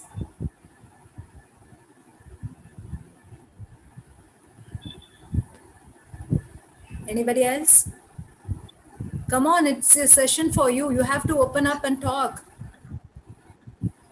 The 3 speakers really did well. வந்து madam இங்கிலீஷ்ல பேசினாலும் கேட்க மாட்டேங்கிறாங்க, தமிழ்ல பேசினாலும் கேட்க மாட்டேங்கிறாங்க question. இல்ல ரொம்ப தெளிவா இருக்காங்கன்னு நினைக்கிறேன் சார். இல்ல ரொம்ப தெளிவா எந்த டவுட்டும் இல்லாம பிள்ளைங்க இருக்காங்கன்னு நினைக்கிறேன். Nowadays, the students are very much focused and they know what they want and what they don't want. Yeah, They are very one much more thing I focused. want to mention, madam. One more thing I want to mention. Yes. Can I? Yes. Yes. Yes. Dear students who are participating or who are hearing my voice, உங்களுக்கு இன்னொன்னு நான் சொல்லிக்கிறேன் உங்களுக்கு. என்ன அப்படின்னா, நம்ம student கிட்ட இப்போ மிகப்பெரிய அதான் அந்த இன்ஃபீரியாரிட்டி காம்ப்ளெக்ஸ் என்ன மாதிரி அப்படின்னா, இப்போ ஒரு கேதரிங் ஆஃப் ஸ்டூடெண்ட்ஸ் இருக்கிறாங்க. அவங்ககிட்ட வந்து இப்ப பாருங்க நேரடியாவே இல்லை, நம்ம உங்க முகத்தை எல்லாம் பெருசாவும் ஒன்றும் பார்க்க முடியாது. அப்படி இருந்தா கூட உங்களுக்கு வந்து அந்த கேள்வி கேட்கக்கூடியது வந்து கொஞ்சம் ஒரு தயக்கம் இருந்துகிட்டே இருக்கு. இது மாதிரி இருக்கக்கூடாது, இந்த மாதிரியான தயக்கம் இருக்கவே கூடாது. உதாரணமா ஒரு கிளாஸ்ல வந்து ஒரு ஃபர்ஸ்ட் கிளாஸ் இருக்குது, அன்னைக்கு வந்து ஒருத்தனுக்கு திடீர்னு ஒரு பையனுடைய பேர் என்னன்னு கேட்டா அவனே வந்து சொல்ல மாட்டான். பேருக்கு சொல்றதுக்கு அவன் மேல வைப்பான், கீழே வைப்பான், இங்க வைப்பான், அங்க வைப்பான், பெரிய யோசனையா இருக்கான். அவன் பேரைத்தான் நம்ம கேட்கிறான், அவன் பேரைத்தான் கேட்கிறான். ஆனாலும் அவனுக்கு என்ன உள்ள ஓடுது அப்படின்னா, எவ்வளவு பேர் இருக்கும்போது ஏன் நம்மளை மட்டும் கேட்கிறாரு இவரு, நம்ம என்ன தப்பு பண்ணோம், நம்ம எதையும் திட்டிடுவாரோ அப்படின்னு. பேரை கேட்டா வாட்ஸ் யுவர் நேம் அப்படின்னு, என்ன தம்பி உன் பேர் என்ன அப்படின்னு கேட்டா டான்னு அடிக்கணும். ஸோ அந்த மாதிரியான ஒரு ஹேபிட் நமக்கு வரணும். அப்பதான் வந்து இனிமே வந்து என்ன செய்ய முடியும், இந்த உலகத்துல ஜெயிக்க முடியும். தப்போ ரைட்டோ, போல்டு பி போல்டு, என்ன செஞ்சிட போறாங்க ஒண்ணும் கிடையாது. ஸோ இது தெரியல அப்படின்னா நம்ம கேட்கணும் கொஸ்டின்ஸ் வந்து அது மாதிரியாக நம்ம வந்து கேட்டு இது பண்ணோம். இந்த மாதிரியான தயக்கம், அதுவும் வந்து இந்த கூட்டத்துல பேசி பழகணும். ஃபர்ஸ்ட் ஆஃப் ஆல் நம்ம வந்து தனியா ஒரு குரூப் ஒரு 4 பேர் ஸ்டூடெண்ட் சாரி ஒரு ஃப்ரெண்ட்ஸ் குரூப்ல வந்து பயங்கரமா கதை அடிப்பாங்க. ஆனா இந்த மாதிரியான ஒரு மீட்டிங்ல வந்து கேட்கறதுக்கு கேள்வினா வந்து ஒரு அர்த்தமுள்ள கேள்வியா கேட்கணும். அதை கேட்க கூட வந்து அவர் மனசுல தோணும். ஆனா பக்கத்துல இருக்கவன வந்து நீ கேளு இந்த மாதிரி கேளு அப்படிங்கறதெல்லாம் இருக்கும் அந்த பையன் கேட்ட. அதெல்லாம் விட்டுருங்க. விட்டுட்டு நீங்க என்ன செய்யுங்க, நல்லாவே கொஞ்சம் போல்டா இருங்க. B bolt. Okay, thank you.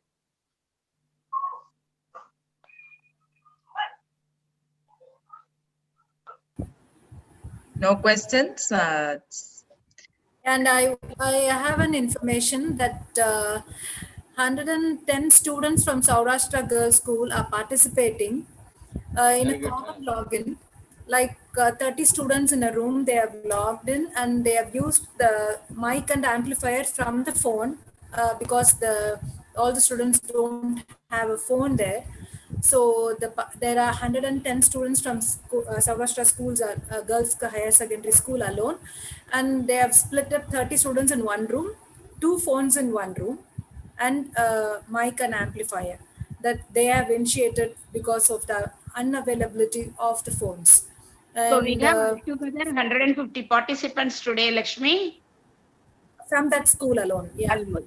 Yeah, so totally we have reached 150 participants today. Oh, so great.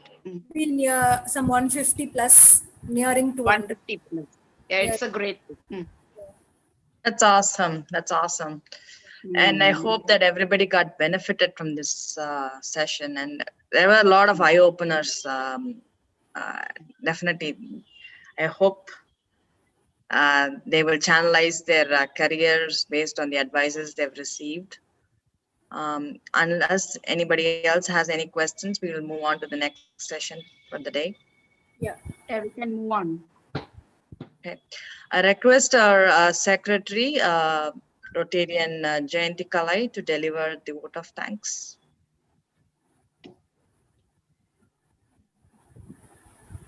Yes. Thank you, Kripa. Good noon, all. It's great honor and privilege to propose the vote of thanks on this important event. First and foremost, I thank the Almighty for making this event a grand success. I would like to thank all the important speakers, Mr. Eldon Richards, CTO, International Decision System, Mr. Kalyan Sundaram Sir, CEO, Great Involves Solutions, and Dr. Abdul Qadir Sir, former Principal, Wakboard College. Thank you all for your inspirational and motivational speech and valuable inputs.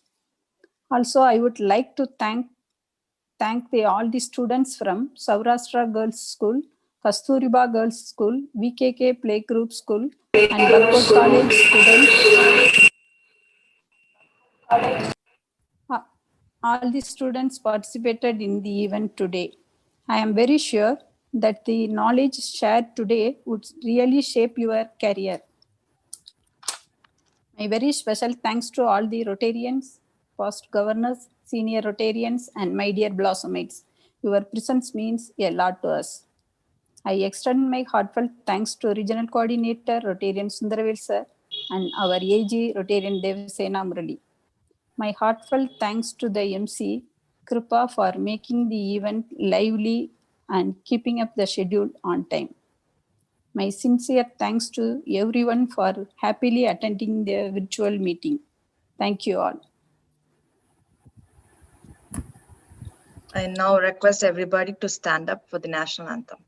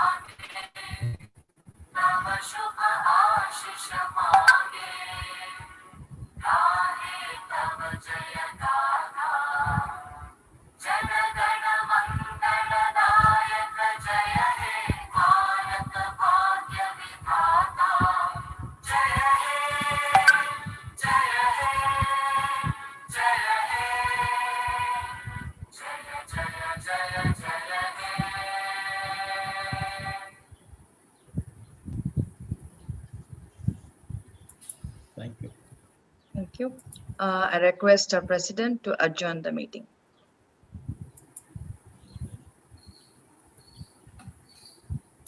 Meeting adjourned.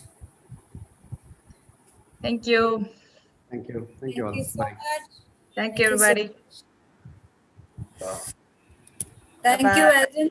Thank you, Eldon. You were all throughout the meeting. It's we are very, very happy to have you here all throughout the meeting. Thank you so much. Thank you. It's very good to hear and to meet with you all. And I wish I could have heard Abdul's better. He used words that were too hard for me. Yeah. But it was the parts that I understood were very good. Thank you. Eldon, sir, it was very nice having you. And certain things I was very much, it was surprise for me. Oh, ipdilam kuda irka. It was very new for us. Whatever you suggested for the future things. Sure, ma'am. Thank you. Thank you. Very good presentation, Kalyan. Kadir, sir,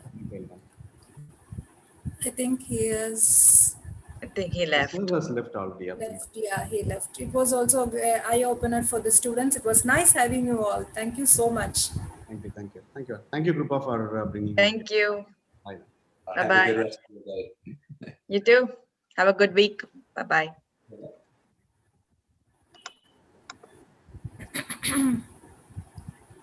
Hi, Devi. Yeah, Lakshmi. So So- it was went good. Then our projects got over. Now we have to focus on the December projects. Take a break. Foundation, Yeah, we need a break. Definitely. we need a break. But before that, Lakshmi, instead of foundation, we had to have an in-person meeting.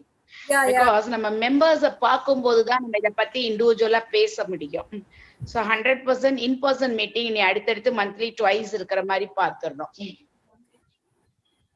Okay, definitely there will be, கொஞ்சம் கீழ வச்சு இன்-பர்சன் meeting கொஞ்சம் எல்லாரையும் வர வச்சா தான் நம்ம ஃபவுண்டேஷனுக்கு கொஞ்சம் கொஞ்சம் ஃபோக்கஸ் பண்ண முடியும், ஸ்பீக்கர்ஸா வர சொல்ல முடியும். So instead of Zoom go for in person meeting next மெம்பர்ஸ்க்கு.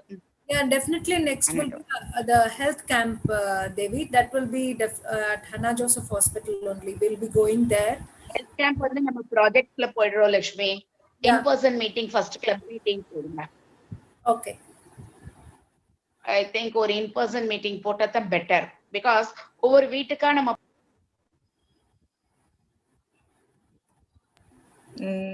instead why not bring them together, have a good speaker and the foundation பத்தி எடுத்து சொல்லி பண்ணனாதான் I think we will be able to achieve this thing.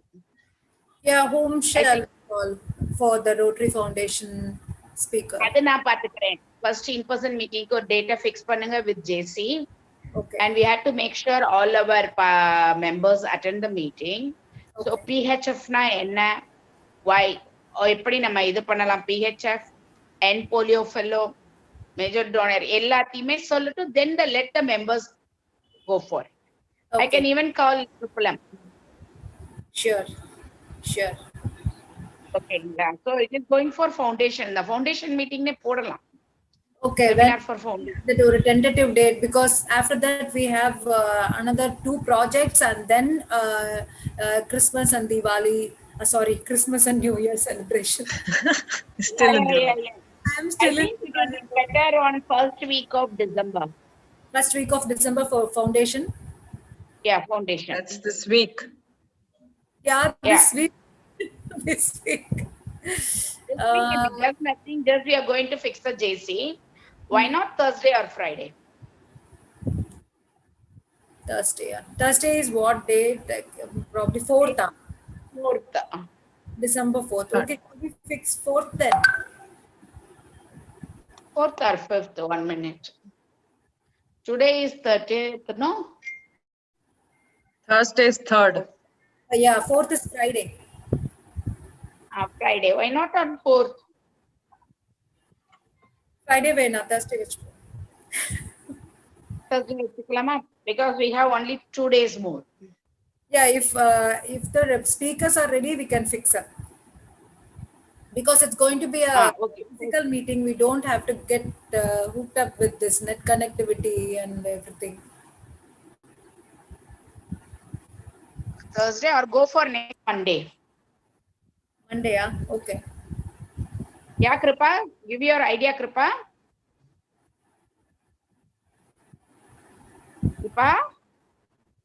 Kripa net போயிடுச்சு பக்கத்துல போயிருக்காங்க. Monday நான் speakers அதுக்குள்ள ready பண்ணிடுறேன். Just first find out the availability of the speakers, Devi. The pari I think Triple M இல்லனா ராஜா Govindasamy foundation chairman வந்துருவாரு. No issue. ஓகேங்களா? But make sure all our members we have to adha overthangale personally we have to invite. Don't tell them it's a foundation seminar. In person meeting a get together nu solunga michata nama paathukalam. Foundation seminar nu sollikalam but in person meeting podum. Okay, yeah. So Wednesday we are going to meet Kavita Fen. Wednesday we are going to meet Kavita Fen regarding the health camp and the foundation. And அப்போ immediately Thursday Friday போட்டா நல்லா இருக்காது. Monday வச்சுக்குவோம் foundation. அதுக்கு தான் நான் யோசிச்சேன். Monday we will keep it on Monday. Yeah, Monday வச்சுக்குவோம். Okay, yeah. Right? Okay, Lashmi. Good show da kana. Yeah. Okay. Bye. Bye.